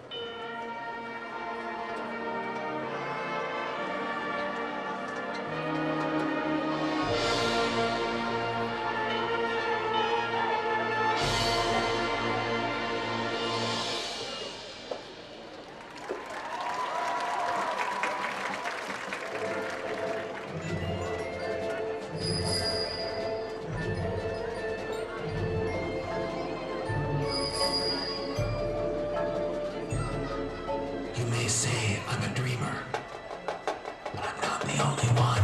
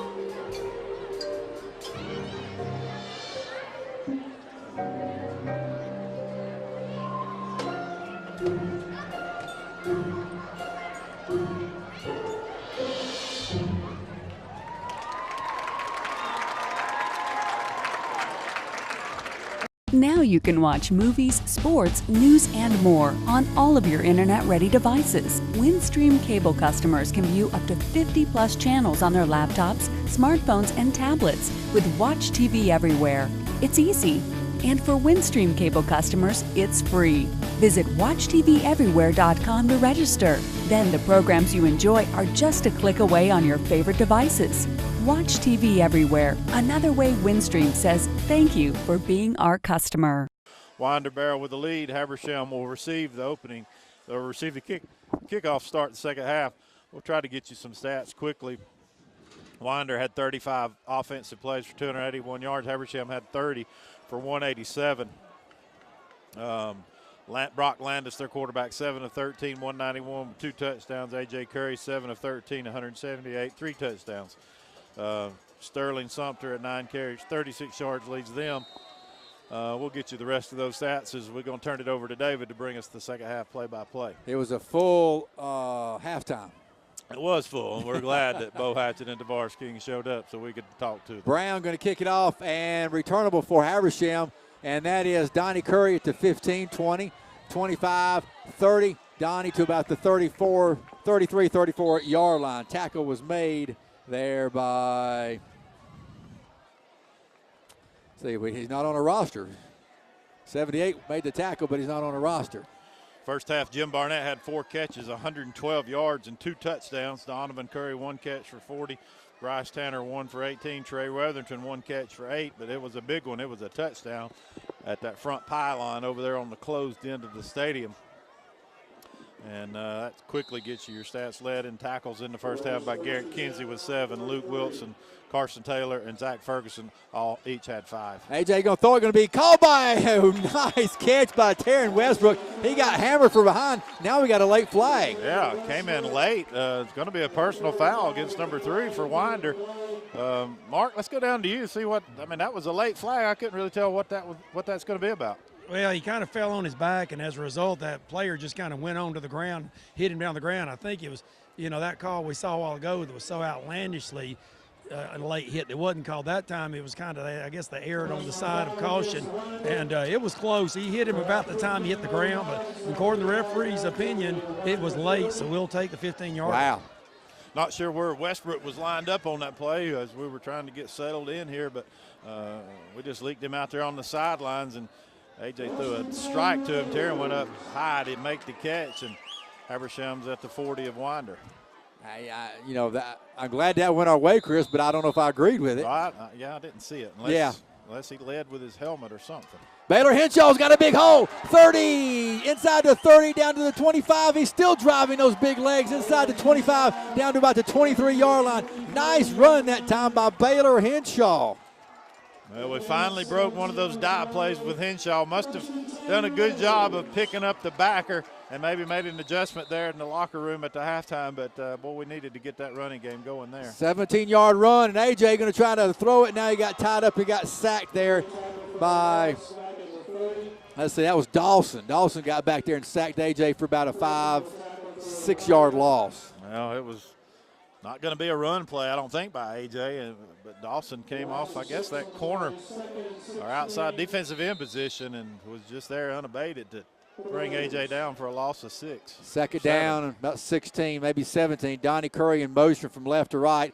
Play action, want to throw, looks, and he's pressured and got away from one. Donnie's got some room to run. He's at the 25, 20, 15, and pushed out of bounds.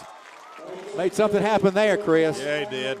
That's twice he spun out of the would-be tackle, I think, of Cash again coming in hard on him. And that time he did the right thing for sure and ran up the field with those long legs of his. And Bryce Tanner recognized it immediately and started blocking for him. Habersham 1st and 10 at the 17-yard line. And he got 17 yards, Chris. So A.J. going to stay in that shotgun. Baylor Henshaw will be to the right of him. We got Jim Barnett out right. Got Curry and Tanner to the left. Got Weatherton in motion. And we're going to run the ball with Baylor Henshaw. Baylor's got a big hole, and he'll get inside the 10 down to about the 6, maybe the 6-yard line. Tackle was made there by Josh Sims, the defensive back. That time Winder didn't blitz. We hit the big hole over there off left tackle, off Almoy and Giles Ward, and another nice game. Eckert's in there at right guard right now for us. Center is Josh Wade. Got a man in motion. That's Weatherton. Weatherton now goes back to where he came from. And we're going to give it off to Henshaw again, looking for a little hole over there at right guard and right tackle. And as far as progress, might have got him a yard, but Henshaw not much over there. Going to bring up 3rd down. Tackle was made there by Sims, along with, let's see, the other one is Joey Clem. So we got 3rd down, 3rd about 4, Chris. Big play. He want to capitalize after this nice drive here to start the second half with points. A.J. in a shotgun. Weatherton's in motion again. And play action going to roll right. Looking. Outruns one, still on his feet. Driving, running, and going to run out of bounds. And several players collided as they go out of bounds. No flag. As well, no flag. But A.J. running for his life, pushed out of bounds over there on the far side. One of them was Mooney over there running them out of bounds, along with, so I believe the other one might have been. Boy, tough decision here. Down 7, 28-21. That one might have been Sims. Yeah, Josh Sims. You think 4th and 4. We can get a 1st down at the 3-yard line. We're going to go for it. 9:35 to go. A.J. going to be in the shotgun, working on that right hash. 4th down and 4. A.J. going to go to the short side of the field, looking in trouble, going to be sacked and throws it away. And got a flag. Well, he threw it away, but no need to. It's 4th down. You're just going to take the sack. They just came with too much pressure, and we couldn't pick them up.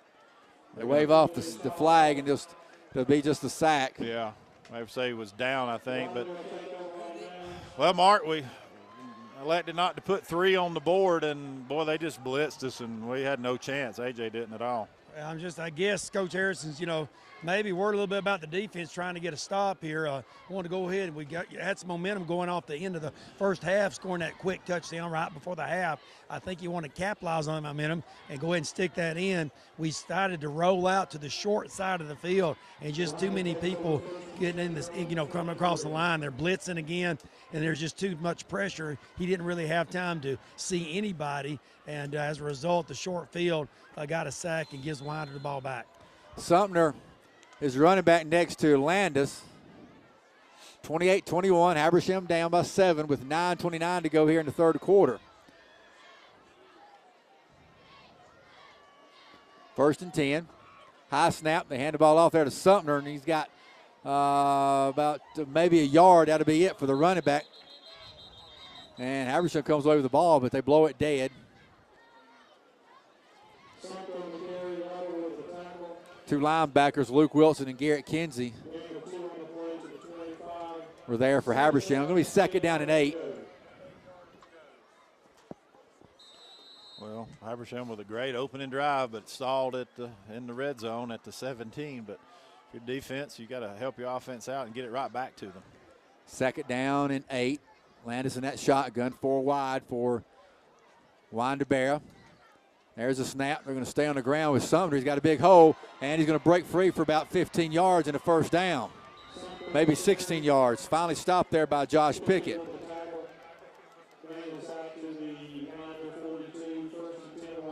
Yeah, they got our backers blocked that time, and Donovan missed the tackle about 8, 9, 10 yards into that run. Allowed him to pick up another 6 or 7, but good blocking up front by Winder there. First down and 10. Remember, they had a drive at 16 plays, and they never threw it early there in the first quarter. They gave him 17 yards on that carry. First and 10 from the 42-yard line. They're going to stay on the, the quarterback's going to keep it and makes one man miss, and the second one got him. One of them was Carl Fell. The other was Josh Pickett. Going to bring up second down. Got to the 46-yard line. 7:55 to go in the third quarter.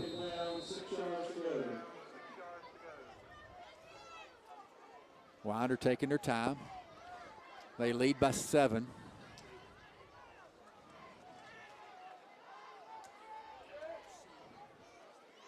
Habersham will drop 3 back into coverage. One of those is the linebacker. They're going to fake it to the running back, and the quarterback Landis going to keep it, gets away from one man and got a first down. He got away from the initial guy behind the line of scrimmage and finally got tackled down the field after about 14 yards. Josh Pickett made the tackle. Well, somebody stayed at home and was just sitting there waiting on him, and I didn't think Landis had the quickness to juke somebody like that, and he did and got away from him and able to pick up a nice gain. Carson Moore is going to have to check out, it looks like. And or no, that's Pickett. Yeah, Josh Pickett. Yeah. Injury timeout as he jogs off the field. I think they're going to give him a little break. Let's take a break too. 7:23 to go here in the third quarter. Habersham down by 7. We'll be right back.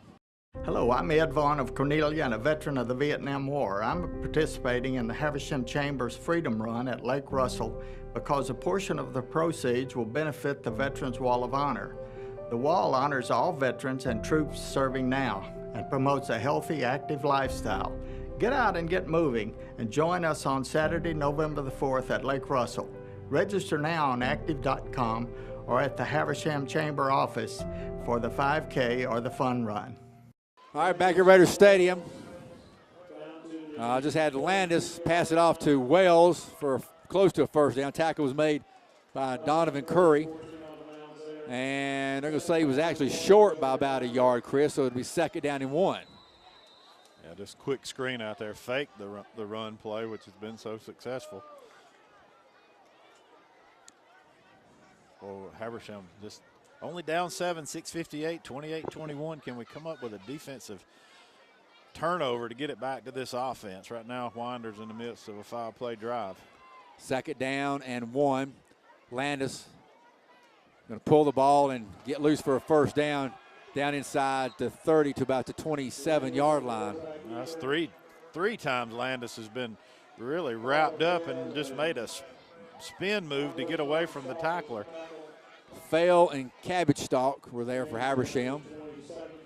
Got a first down. They move the chains again. It's 5 yards on the pickup. That's 14 first downs now for Winder. This will be the 7th play of the drive. Well, they're just chewing up clock here, Chris. 28-21 is your score. Landis in the shotgun. Habersham with 3 down linemen. Takes a snap. Gives it off to Sumner. Sumner's got a big hole up the middle, but a nice tackle as he came up from his free safety position by Donovan Curry. Yeah, they're getting to our backers too easily, though. We've got to have those guys make some plays there on that dive play. And it's another 5 yards on first down, bring up 2nd and 5. They're at the 22-yard line of Habersham Central. We don't need to be playing down from 2 scores. No, we really don't. It's just a really tough uphill battle it puts you in, puts yourself up against. Let's see if we can come up with 2 big plays here on 2nd and 5 for Winder. Down to 5:50 to go here in the third quarter. Landis in that shotgun, calling for the ball, got it. Hands it out to his running back.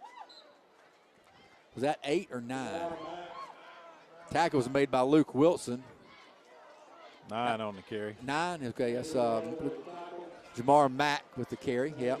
Bring up 3rd and 2. Can Habersham come up with a tackle for a loss here? Look for him to go back to Mack or a Landis keeper here. You know they're going to go for it here on 4th down as well, Chris. Yeah, most likely. Boy, not taking plenty of time here to even get the play in. Now with 8 seconds, they're just getting up to the line of scrimmage. Now 4. Going to have to hurry. And they got the play off. Play action. Going to throw it for a touchdown. Little play action. They had a man get loose over there on the left side. It was Lamonte Mack, and he scores. Little play action, Chris. Well, we bid on the play action. And I think Donovan coming up on run support bid on it, and they just went right by us. So the running game really had positive effect there on that play, as we really thought we were run the ball on 3rd and short. Extra point is up and good. Timeout on the field, 5 minutes exactly to go. Habersham Central trails here in the ballgame, 35-21. Commercial break. We'll be right back. Hello, I'm John Foster, veteran and former Georgia State Senator. I support the Habersham Chambers Freedom Ride at Lake Russell because a portion of the proceeds benefit the Veterans Wall of Honor, but it also raises funds for the Chamber's educational projects. You may register now on active.com or in the Chamber office. Participate in either the 5K or Fun Run to be held November 4th. It's an enjoyable morning at beautiful Lake Russell, and it makes you feel good. Back here at Raider Stadium, Winder went 9 plays, 77 yards, most of those on the ground, but they capped it off with a short touchdown pass on play action. Fate there and caught us looking in at the run. Now they lead 35-21, and Mark, we're down 2 scores. Really not a must-scoring drive, but you almost feel like it is. Yeah, I mean, if we're going to give up that easy of a drive, and that took a lot of time off too. So, you know, even though we're still in third quarter, there's only 5 minutes, and all of a sudden we find ourselves 2 scores down, and we're having a hard time stopping them. So you feel like you about got to score every time now. And there's a kickoff by Brown. It's going to push us into the end zone, so we'll have it 1st and 10 from the 20-yard line. Well, we got to do something this offensive series and then find a way to come up on the defensive side. Yeah, you got to flip the field position. We first got to put together some first downs here, first and foremost, as we start from our own 20. They've really blitzed us a ton tonight, and I expect them to keep dialing up that pressure. All right, so we come back out there. We'll have Henshaw as the running back.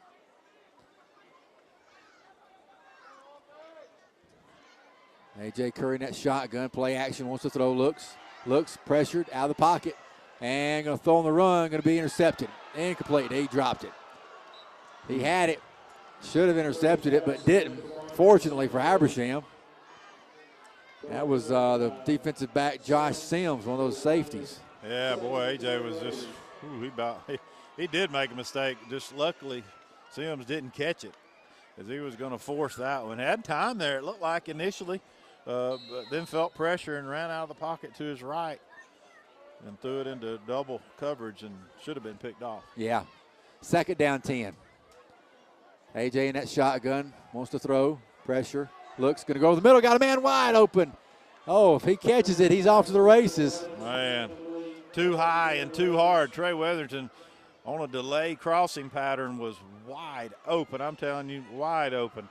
And it was kind of behind him and way too hard. And, well, that was a missed opportunity. Yeah, doggone it.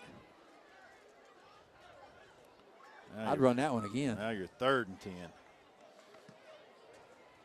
Clock is stopped with 4:46 to go. We're down 35-21.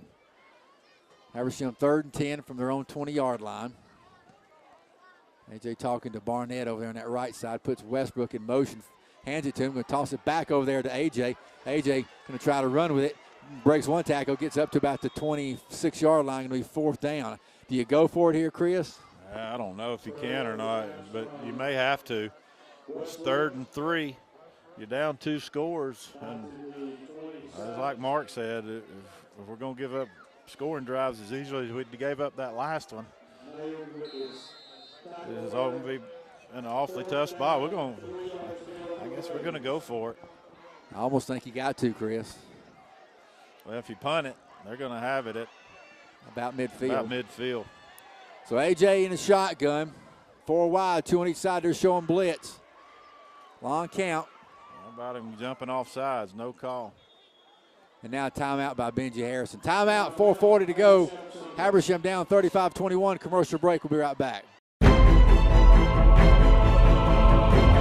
With cable television production studios in Habersham and Towns counties, you're watching Windstream Cable Television Channel 4, home of local origination programming in North Georgia. From weekly church services to sports and community events, we've got you covered. Join us 24/7 for local programming at its best. Windstream Cable Television, it's what people are watching. Back here at Raiders Stadium, 4:40 in your 3rd quarter to go. Habersham trails 35-21, Mark. We tried to get him to jump. 4th and 3. What are we going to do? It looks like we're going to go for it. He had a long discussion with our special teams coach, Jeff Wilson, and I just feel like Coach Harrison feels like, we're getting to the point of the game where if we get another score behind, it might be just too far to come back. And like you said, if they do punt it, it's going to be at midfield. So we're only giving up about 15, 20 yards on this going for it. So I think he needs to go for it. There's coming on a blitz. We want to throw. Quick one out here. It's caught by Taryn Westbrook for a 1st down. Great little play. Westbrook will have the 1st down as they push him back, but his forward progress got him to about the 32-yard line. Now a late flag. Oh, man, I hope that's not against us. Had a lot of jawing again between Winder and Habersham, and we got the 1st down. Just an easy little throw, just run a little hitch to Taryn Westbrook and pick up the 1st down, but then there's a lot of talking, and now they're going to throw a penalty flag on us by the way the Winder players are reacting.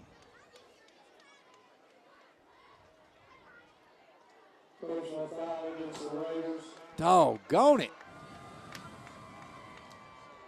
You just can't make those kind of mistakes. You go for it on 4th and 3. Now you got to back yourself up all the way to where you started this drive and start all over again, but you did get the 1st down.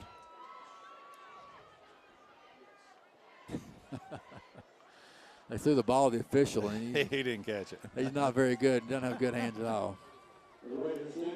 Mark, a lot of talking between these two teams. That time it goes against Habersham. Yeah, they were kind of stripping and pulling it late on Taryn, and one of our other wideouts kind of took exception to that. One of them kind of pushed on one of the guys that was trying to get the ball away from Taryn, and they called him for I guess, personal foul. It was kind of iffy, if you want to call that, but I guess they're wanting to kind of keep things under wrap before it gets out of control, so they called on our wideout for a late push there after the whistle. Yeah, 1st and 10 now at the 18. This drive started at the 20.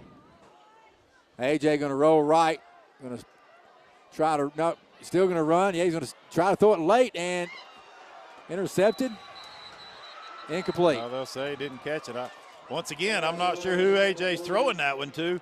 Our receiver is a good 2 yards behind him, and he luckily threw it low at the Winder defender, and they'll call it no catch. Dodged another bullet there. Like I say, we had nobody there that was really going to make an effort to try to catch that in a blue jersey. 4:09 on the clock. Just throw that one up into the front row if you're getting rid of it, AJ. Habersham down by 14. And we want to throw again. Pressure, steps up to avoid it, and can't get away from the last pressure. Now he fumbled it, and they're going to say it's down. And he's down at the 6-yard line. Well, that time they got us without the blitz pressure, and A.J. tried to just get out of the pocket, and the big defensive end got enough of him to where he couldn't get away from him this time. Now you're 3rd and 21. No blitz that time. They dropped in coverage. They got us with a 4-man rush. Well, we're looking at 3rd down and 21 now. We're at our own 7-yard line. They're coming on a blitz again right up the middle. We pick it up. We're going to go long, but can we run under it? And we got our wide receiver knocked down and no flag. Well, way overthrown by 15 yards, but Jim was lying on the 40. The ball landed on the other 40. Both just kind of got tangled up. Boy, that drive was just a disaster from the get-go. And after we completed a 4th and 3 to get another set of downs, we just kind of fell apart offensively there. 35-21, 3:20 to go. Now they're really going to get good field position. Yeah. Escamilla will punt it probably 6 yards deep in his, well, now he backs up probably 8 yards deep in his own end zone.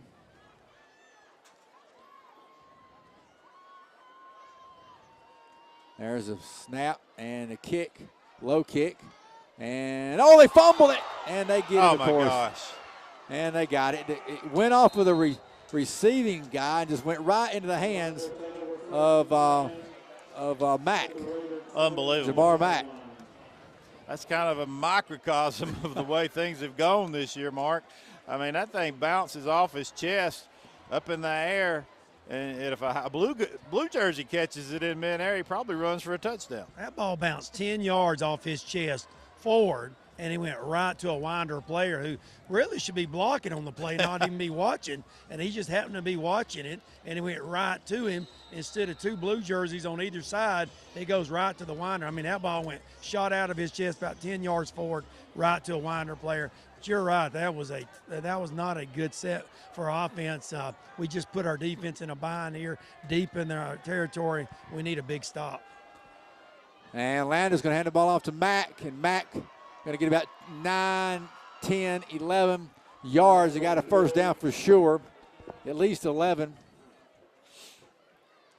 Tackle was made there by Cabbage Stalk, along with Carson Moore.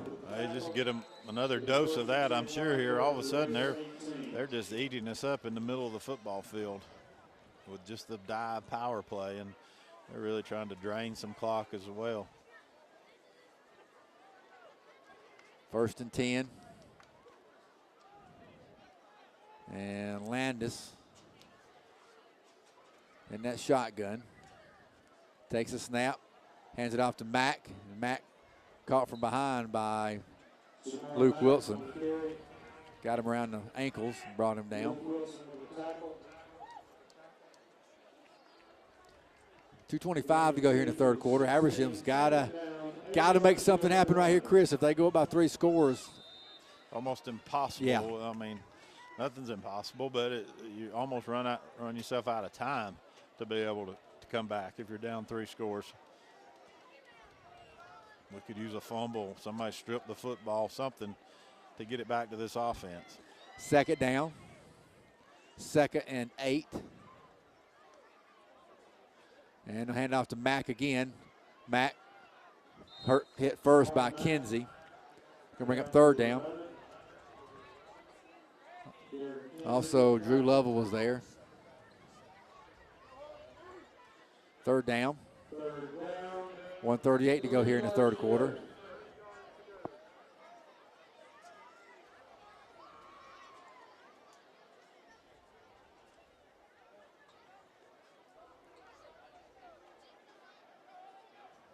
Well, big play here.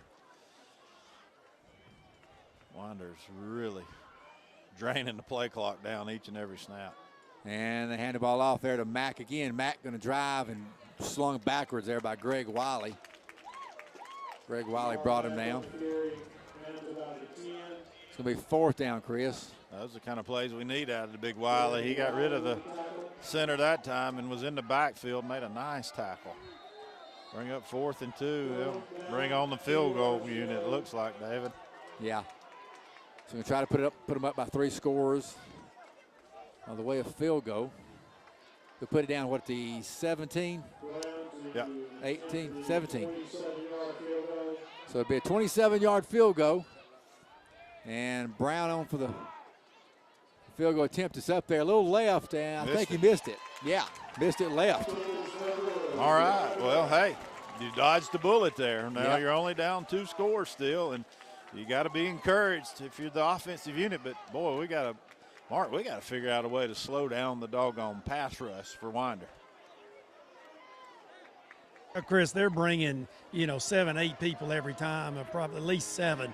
And we're just having a hard time, even with our back and they're trying to pick them off, we're having a hard time. And some of the routes we're doing are taking a little bit of time to develop. And by the time AJ's getting ready to throw it, he's got somebody in his face or coming off the edge. So we're either going to have to shorten our pass routes or just try to do a better job of trying to get him out of the pocket, because right now there's no pocket in the middle. There's just somebody in his face every time. So not real sure what they're going to do. Maybe a short passing game just to get out of this hole. All right, 1st and 10. We want to throw it and going to gun it. Going to be caught by Jim Barnett. Barnett caught it at the 39, crosses the 40 and pushed backwards. Catch was made there, or rather tackle was made by Cole Watson. Nice catch by Jim Barnett. Yeah, we just slipped Taryn in from that slot. Kind of swung him out on a little swing pass, and that kind of drew one of those cornerbacks out of the box and just got it to Jim over the top of the cornerback and in front of the free safety. 1st and 10 after the 21-yard pass play. AJ looks, going to go long, looking for a man wide open and incomplete. And there's the horn to end the 3rd quarter. At the end of 3, your score, Winder 35, Habersham 21. We're at the end of 3, commercial break. We'll be right back.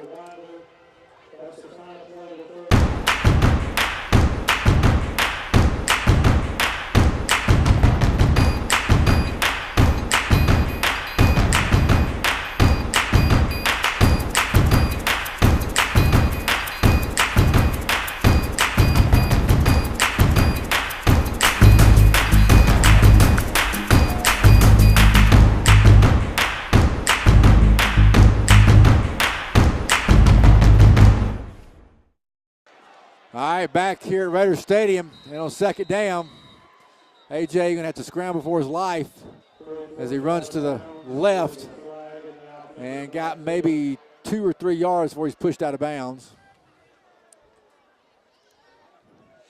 Be a flag and a holding call against Habersham. Oh, I didn't see that one back there. Okay, yeah. That'll back us up 10. Whew, not what we needed there. Boy, we missed an opportunity, though. Bryce was wide open on that play there, the last one to end the 3rd quarter. AJ just had overthrown him a little bit.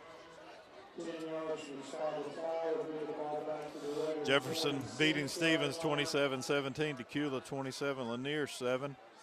North Hall and our good friend Stuart Cunningham, only ones to be able to figure out how to slow East Hall down. It seems like they're winning 21-14. Wow. Big matchup for them in region play. That kid's thrown for about 2,800 yards. He's lit everybody up, but North Hall doing a great job on him tonight. 2nd down and 10. AJ looking to throw, or I'm sorry, 2nd down and 25. AJ got away from pressure, now having to scramble and coming down the far side and runs out of bounds.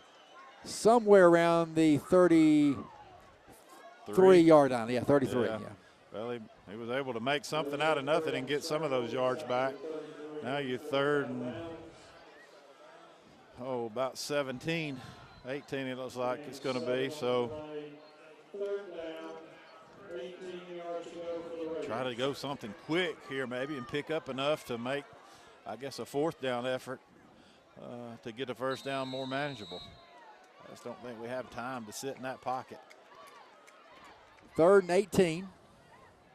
AJ takes a snap. Pressure from the backside, steps up, got away from it, going to run, got some room. He'll get the 1st down at midfield and runs out of bounds. Well, great decision, because that's where the blitz came from, and as soon as he stepped up into the pocket, that side was cleared, and he picked up the 1st down over there in front of the Winder bench.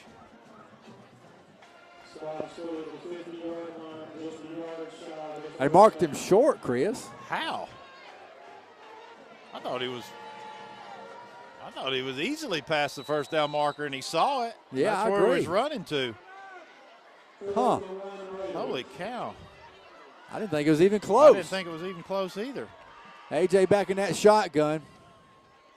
So now all of a sudden it's a big play, 4th and 1 after that 17-yard run. Wow. A.J. in the shotgun. Going for it, going to throw it, going to be called for a first down by Donnie Curry. Makes a nice move. He's at the 35-30 and brought down. He made a nice move right after he caught the short pass and got about 20 yards after the catch. Surely A.J. didn't run out of bounds right in front of the first down marker, but they marked him short. But Donnie, with just a quick hitch, turned back to the middle, got around the defender and picked up a nice gain after the catch down to the 29 of Winder. 11-17 to go in the ball game. We're down by 14. A.J. wants to throw again. Pressure. Going to throw long. Got a man. Incomplete. Looking for Westbrook. Westbrook had gotten behind him, but he had to readjust his route to try to come back and make the catch as it was thrown back to his inside. Made a diving effort, but unable to make the circus catch. 2nd and 10. 7th play of the drive coming up. Well, we've moved Weatherington out to the wide out position.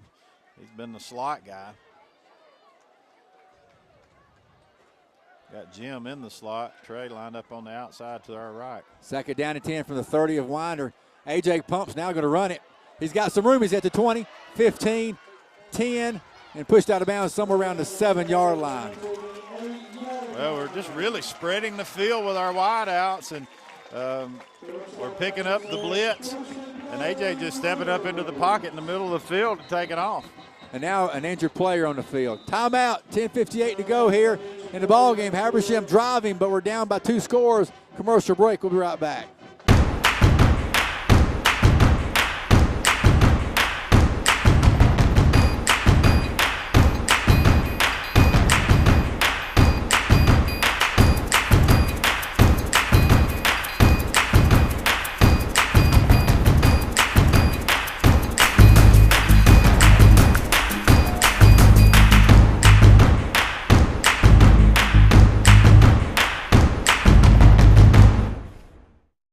Habersham in the midst of a 7-play, 72-yard drive. We're at the Winder 8-yard line, 1st and goal. So we'll be in a shotgun here on 1st and goal from, what'd you say, 7? We give it off to Baylor Henshaw. Henshaw trying to find some room. He'll get to about the 6, and that's it. So Baylor Henshaw on the carry. Tackle was by Millwood. I believe I'd come back one more time with that play, though. We blocked it pretty well all night. Still a bunch of time, 10:33 to go in your 4th quarter. A.J. takes it, wants to throw, going to lob it up in there for Barnett. It's going to be, knocked away. Trying to get it to Barnett in the corner. Little lob, going to bring up 3rd down and go. Well, just threw it up high, and Jim really timed it perfectly and just couldn't come down with it. He had the best opportunity to come down with that one. Man-to-man, had a little bit of help from the inside free safety position, but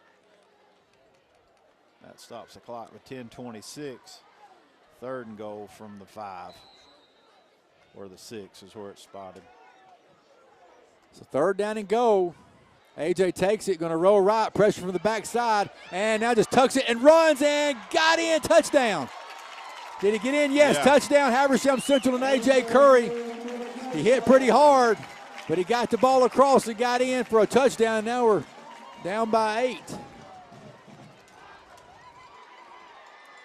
He's been doing that the whole drive. Yeah, just they rolled him out right, wanted to throw something quick to the front part of the end zone there in front of Mark, it looked like, but it just saw a little bit of a seam and just jetted through it and dove for the end zone. The ball did pop out, but it was after he crossed the plane. Escamilla puts up the extra point, and it is good. So timeout with 10:18 to go. Habersham only down by 7 now, Chris. Well, I tell you, well, we should have known. You can't count this team out. Down 2 scores. They just put together a really good drive, 10 plays, 80 yards, mostly behind the running ability of A.J. Curry that time. Is he didn't see what he liked looking down the field, and he took off running several times. And mark right now. He's got 17 carries, 33 yards. That's fairly misleading because of the sacks, but he did a good job of just taking what Winder was giving us in that drive. Well, that time the blitz hurt Winder. If you're going to blitz, you better get him, because if you miss the tackle on the blitz, there's no second level. And now the secondary's having to make the play, and by the time they get to him, he's 5, 10, sometimes 15 yards down the field. So that time we were able to pick up the blitz, or more importantly, he was able to elude the blitz, and as a result, get big plays off running the ball, and the blitz hurt Winder that time. All right, guys, Habersham back within a score, 35-28. And Escamilla, you're going to kick it off. And just pooches it up there again, high and short. Wells has it at the 20. Wells to about the 25 and pushed out of bounds over there on the far side. Let's see.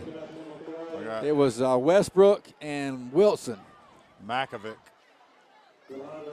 injured, lying down there at the 25-yard line for Habersham.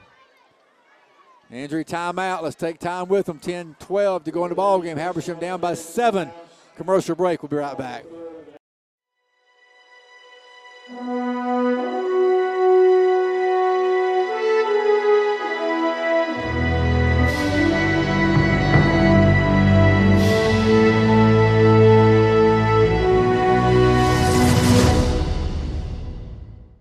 I talked to Coach Harrison, said it's a shoulder. It might have popped out, and they're not sure they got it back in yet or not. So it's just something to do with his shoulder. They got his shoulder pads off, and you can tell he's in a lot of pain, but evidently something is out of place, either a broken collarbone or a shoulder out of socket. But Coach Harrison said he should be okay. He's a tough kid, which he is. Daniel's about as toughest kid on the team, so he seems to be all right. They're going to take him to the hospital and get him worked on. And now the ball goes to Winder, and boy, if we've ever needed a defensive stop, we need one now. Could use a 3 and out here, Habersham. Still a ton of time to go, but, you know, if you're Habersham, you got to be expecting the power run game here, and it's just a matter of us being more physical than them. All right, 1st and 10, and they're going to go on the ground with Mack and nothing doing. Habersham stuffed it. Jamar Mack went right into a big host of blue jerseys. And that's a good stop. That's a good sign right there for that Raider defense. It finally ran into a wall of blue jerseys. Ferguson and Woodruff were leading the way, Chris. 2nd down 10. 9:50 to go. Clock is running, and Winder's taking their time. And if you're Winder, you can't be comfortable that 7 points is a big enough lead. Yeah. But at the same time, you want to try to take as much time off that clock. And play action. Landis going to keep it for a 1st down and about 2 or 3 more yards than that. So Landis kept it. Tackle was made by Josh Pickett. And so 2nd and 10, they got 10 plus about 3. Yeah, just the quarterback keeper there, designed. We dove in hard on the tailback, and he kept it around the right end. Nobody at home on the backside. 1st and 10 for them at the 42 now. Yep, that's right. Working on that right hash. They're moving left to right, or rather right to left as we look at it, moving toward the new scoreboard here at Raider Stadium. 10 seconds on the play clock, so they're really going to take advantage of every second. Landis takes it, pulls it, wants to throw, and we're going to knock him for a loss. That was a nice sack that time by Carl Fell. I'm not sure if he wanted to throw it or not, Chris, but Carl Fell got back there and rolled him around and knocked him down. Not sure if that was I think it was a throw again, or was going to be a throw, but yeah. Carl quick off the ball at that outside linebacker position for a loss of 2 and a sack. Wiley and Ferguson are out. Cabbage Stalk and Hodges go in. Just signaled the ball into play, so they'll take this 15 seconds on the play clock, or on the 25-second clock, all the way down to about 5 probably before they snap it. 2nd down and 12. Empty set. Landis back there by himself, takes it. Fakes it. Now going to go long. Got a man caught, and he's going to get inside the 40, 35, 30, 25, and finally brought down around the 20-yard line. Oh, it looked like it was going to play right into our hands. They ran a little hitch and go.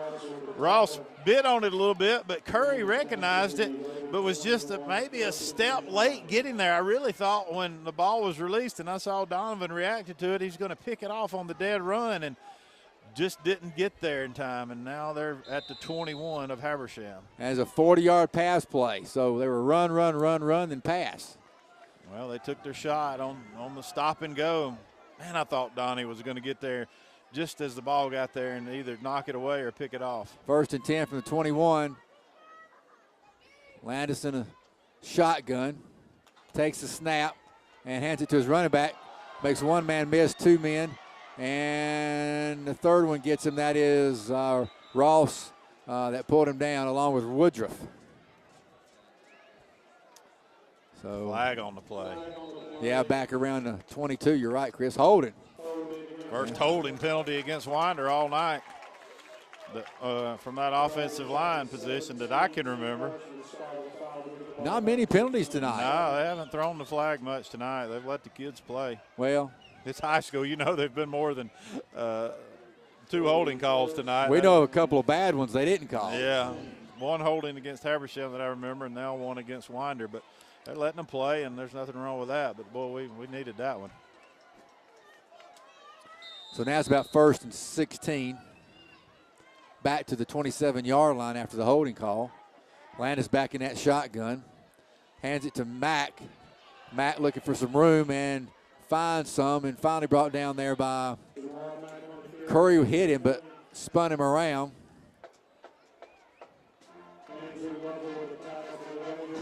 So Curry was one of the guys that got him. 2nd and 10 for Winder after that gain of about 6, 7:18 to go. Also have heard now that Carson Taylor's out with a concussion, so our defense is getting depleted. Yeah, that's 2 linebackers that we're playing without. So now we got Carl Fell having to play middle linebacker with Garrett Kinsey. 2nd down 10, they hand it to Mack again. Mack got a block and got inside there down to about the 14-yard line. Carl Fell made the tackle for us. I mean, just 3rd down. Just what you don't need. I mean, you need your 2 linebackers there. They play about 3 of them, Kinsey and Makovic and Taylor in the middle, and we didn't notice that Carson was out. 3rd and 3, huge play. Habersham's got to come up with a stop. 6:26 to go here in the ball game. 3rd down, 3rd, about 3. They're at Habersham's 14-yard line. Landis in that shotgun. Mack's back there with him. Takes a snap, hands it to Mack. Mack right up the gut. Going to be short of the 1st down. Going to make 4th.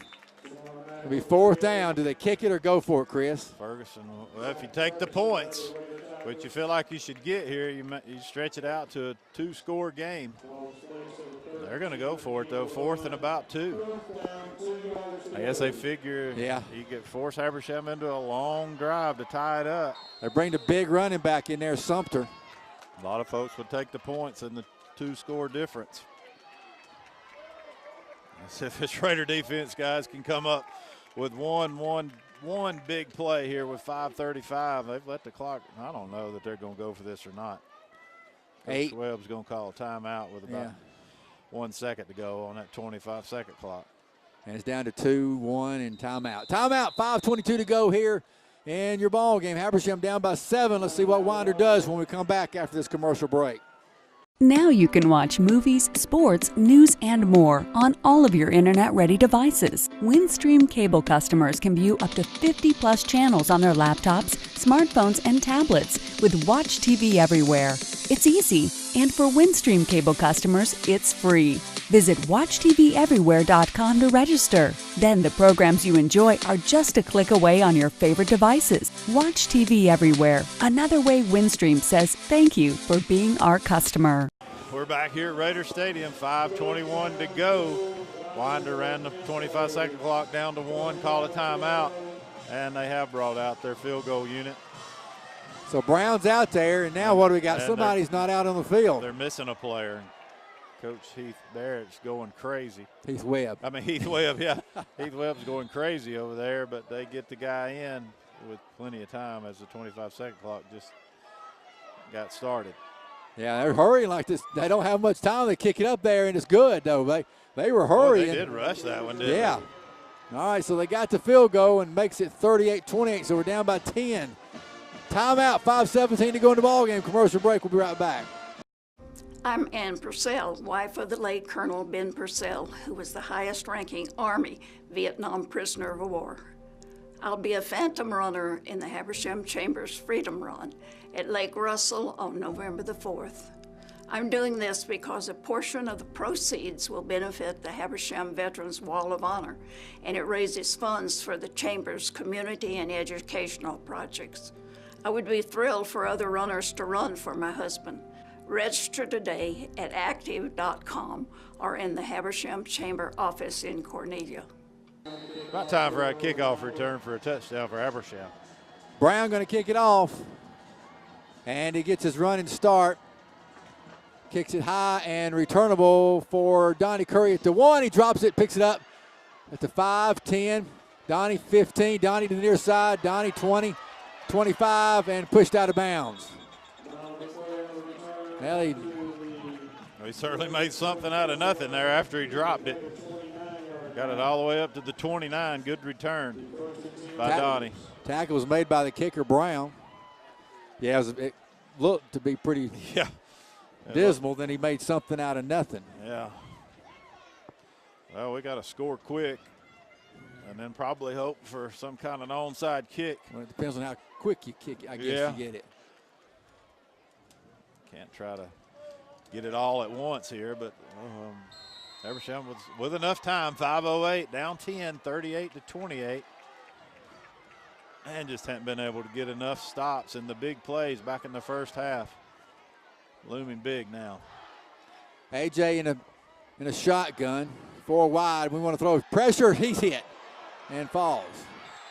He came from the blind side, and Mooney was the one that got him, and never had a chance. They just lined up, moved out to the outside edge of the defensive end as the ball was being snapped, and just came hard on the blitz, and nobody touched him. Man, they live and die by that blitz, and for the most part, it's paid off for them all night. Second down and 19. They're coming again on the blitz, and this time we get it off, but he had to hurry the throw because Mooney again was coming untouched. Yeah. And just that play would be open as the cornerback is a good 8-10 yards off the line of scrimmage, and you just got to hope your receiver could make a play with it after he catches it. But so much pressure that AJ couldn't make a good throw there to Westbrook. Third down and 19. 4:34 to go. And AJ looks, going to go long, looking for Jim Barnett, and it's going to be overthrown and incomplete. You got one guy running deep and nobody else in the pattern. He was double covered. I don't know if you can give him enough time to run Jim or Donnie deep again and then try to find somebody in the middle of the field. As you stretch them to the sidelines. Well, they're obviously going to go for it here, Chris. Yeah, you have to. You got a 4th and 19 play. I don't know what it is. They're going to dial up. Well, they'll drop their linebackers back this time. Going to rush 4. AJ pressured out of the pocket and got caught by Cash and sacked around the 4. So Cash got loose and sacked him at the 4-yard line. That'll be your ball game.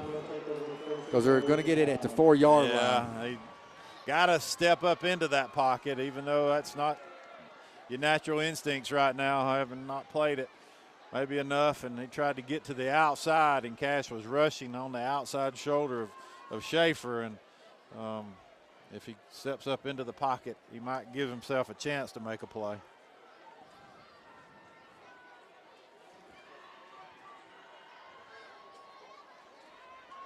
So now we got to have something happen really, really big for us. Well, actually, they're going to give him don't give it to him at the 4. They give it to him about the 7, Chris. That's where the initial tackle was made. So Landis has a split right, 2 on the left. Running back is Sumter. And Sumter takes the handoff and gets loose to about the 5-yard line and push backwards.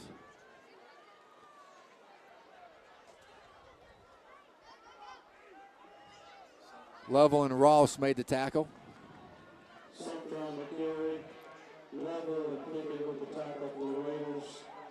Under 4 minutes to go now in the ball game. Stay tuned for a scoreboard coming up.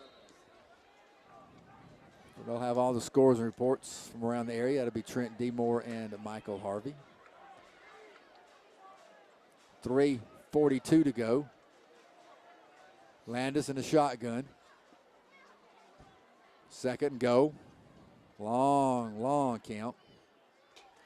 Hand it off to Sumter again. Sumter caught from behind by Zach Ferguson. So it's going to be 3rd down. And now timeout by Habersham. Timeout, 3:27 to go. Habersham trails by 10 with 3:27 to go in your ball game. We'll be right back.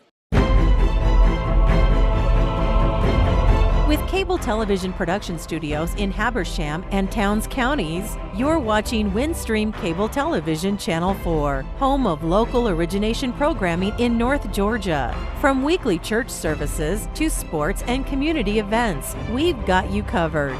Join us 24/7 for local programming at its best. Windstream Cable Television, it's what people are watching. 3:27 to go here in your 4th quarter. Habersham 30-28, Winder 38, but Winder has the ball at the 8-yard line. If you're just joining us, we're playing without 2 of our starting linebackers. Makovic and Carson Taylor both out with injuries, but it's been the big play back in the first half for Winder Barrow offensively that's really just going to be the difference in the game, it looks like, tonight. All right, so Brock Landis takes a snap.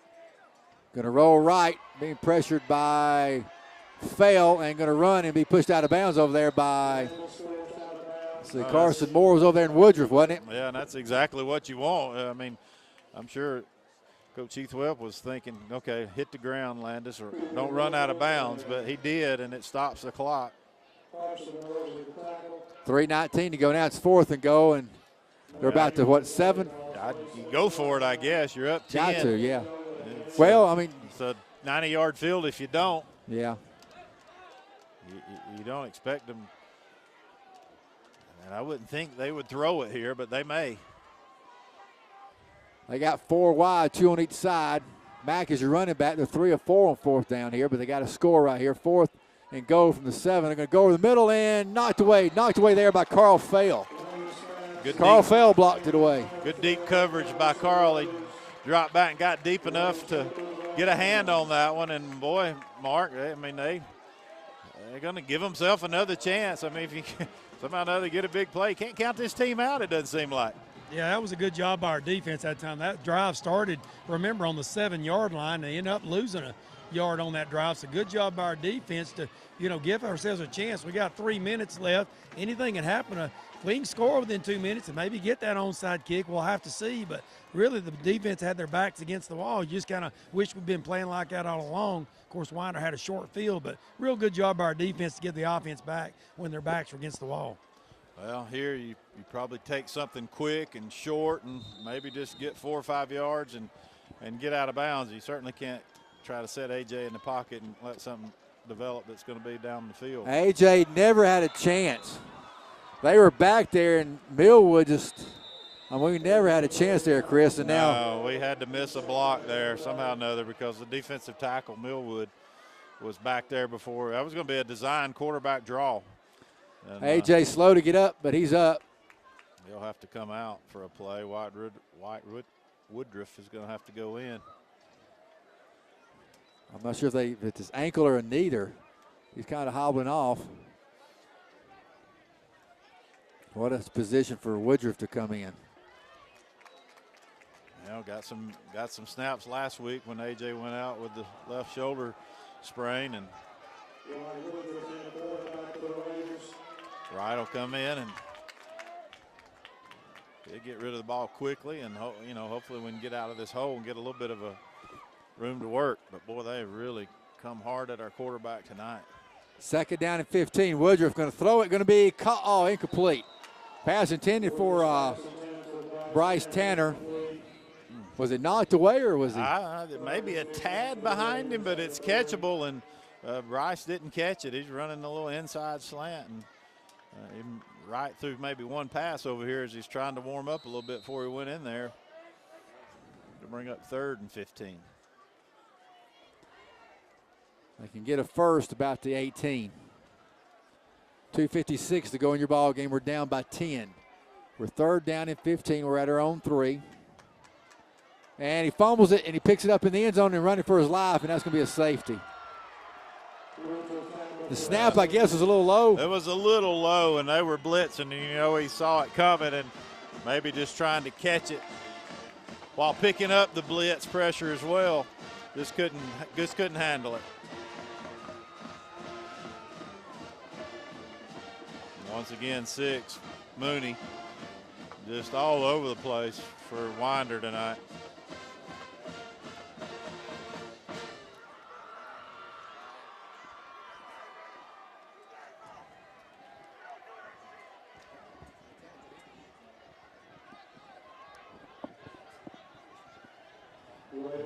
And now we'll have to punt it to him, Chris. Or we're going to kick it off? Or kick it off, I guess. Yeah.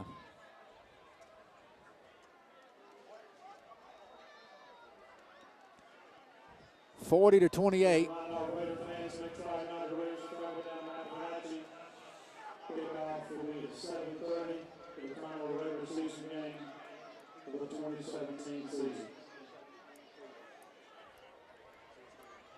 .252 to go.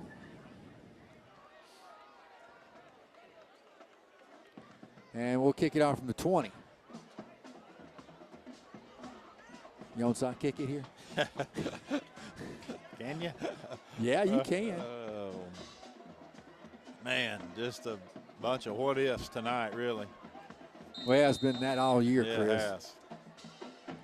And Escamilla going to try a little onside kick, and it's scooting around, and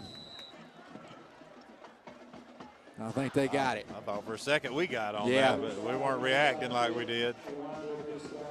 Looks like it was recovered there by Ryan Maynard.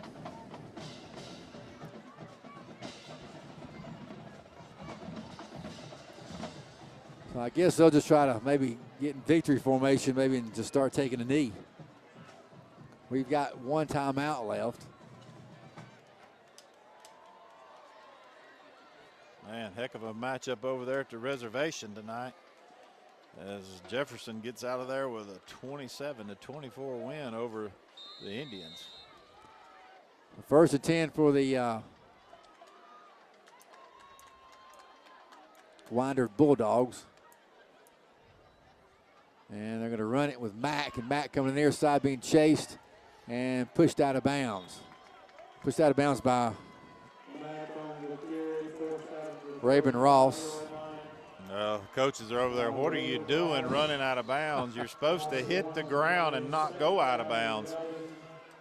That's a good teaching moment for the Winder Bear coaching staff. 2:40 to go.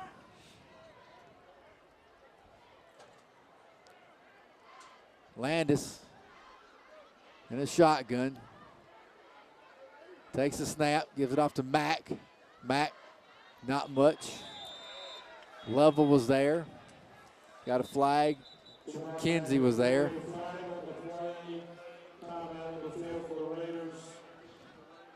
What's that call, Chris? I don't know. What is that going to be? Came from the side judge. Looks like it may be against them. Personal foul. Face on mask. us. Trying to grab the football and probably got a piece of the face mask. We stood him up and obviously trying to strip that football out of there. Got a piece of the face mask. Man, they're not just going to give it the incidental kind. It'll be the 15-yarder.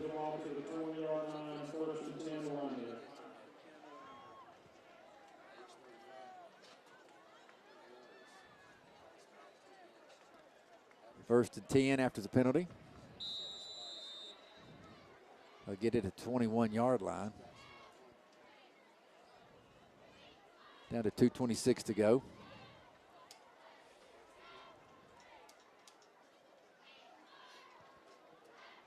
And they're letting the clock run.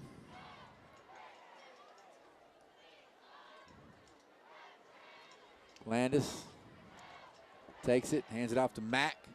Oh, nice tackle that time by Woodruff.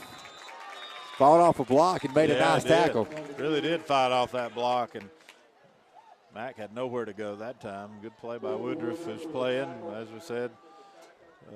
He's playing the outside spot because we moved Carl Fell into the middle linebacker. Makovic out with a shoulder injury. Carson Taylor out with concussion. Timeout, 2:03 to go. Habersham took their final timeout. We trail 40-28. Commercial break. We'll be right back.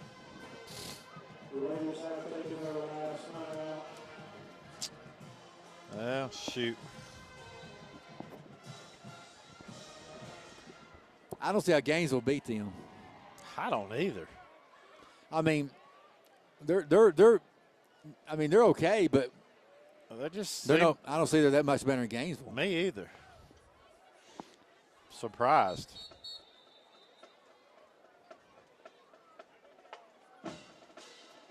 Okay.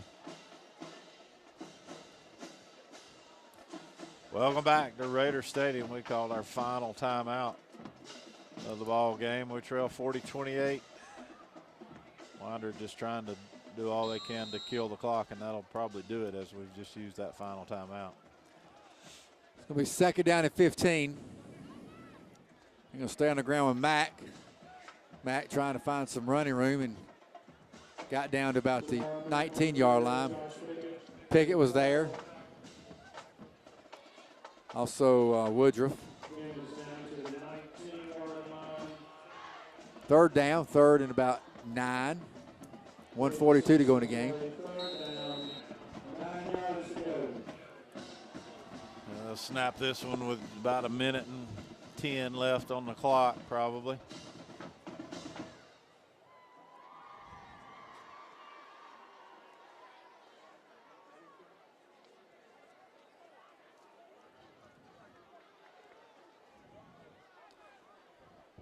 Third and 9. Landis hands it to Mack again, and Mack has nowhere to go. Wilson and Lovell got him. Fourth down.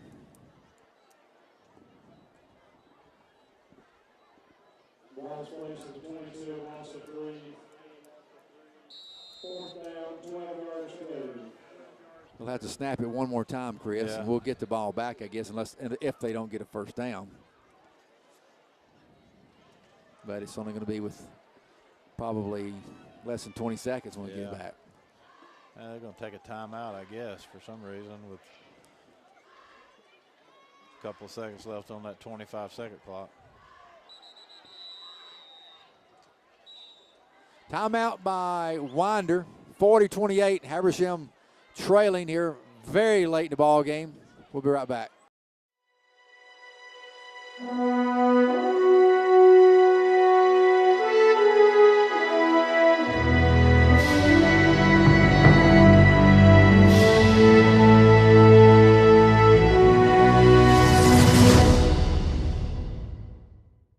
Raider Stadium, 29 seconds to go. Winder will probably come out and maybe just take a knee.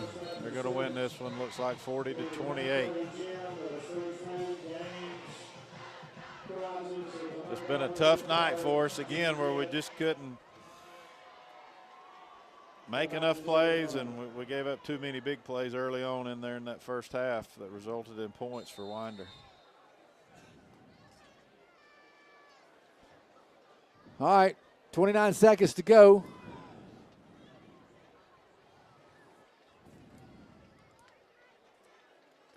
And they hand it off to Mack, and he just slides down. And right there is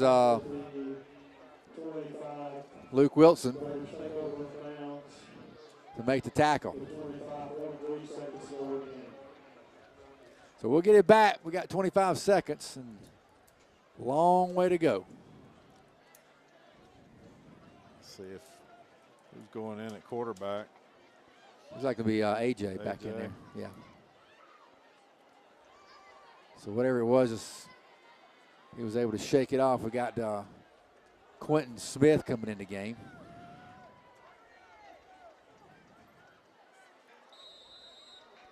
So 1st and 10 from the 25-yard line.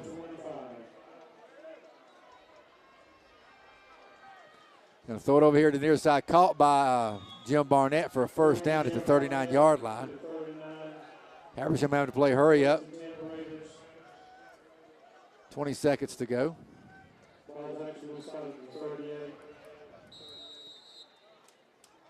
AJ takes a snap. Looks, going to go over the middle. Got a man. That is Jim Barnett. Barnett coming to the near side, going to run out of bounds. Got a first down. Got to the 45. 8 seconds to go. Let's take a shot at the end zone.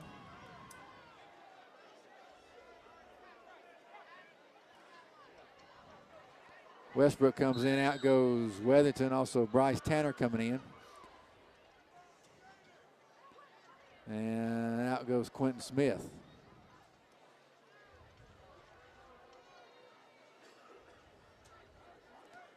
So we're going to have one shot here. AJ steps up, going to throw it to the end zone, lobs it up there to the incomplete. And there's the horn. Got a flag. I guess it's going to be on Habersham, blocking below the waist.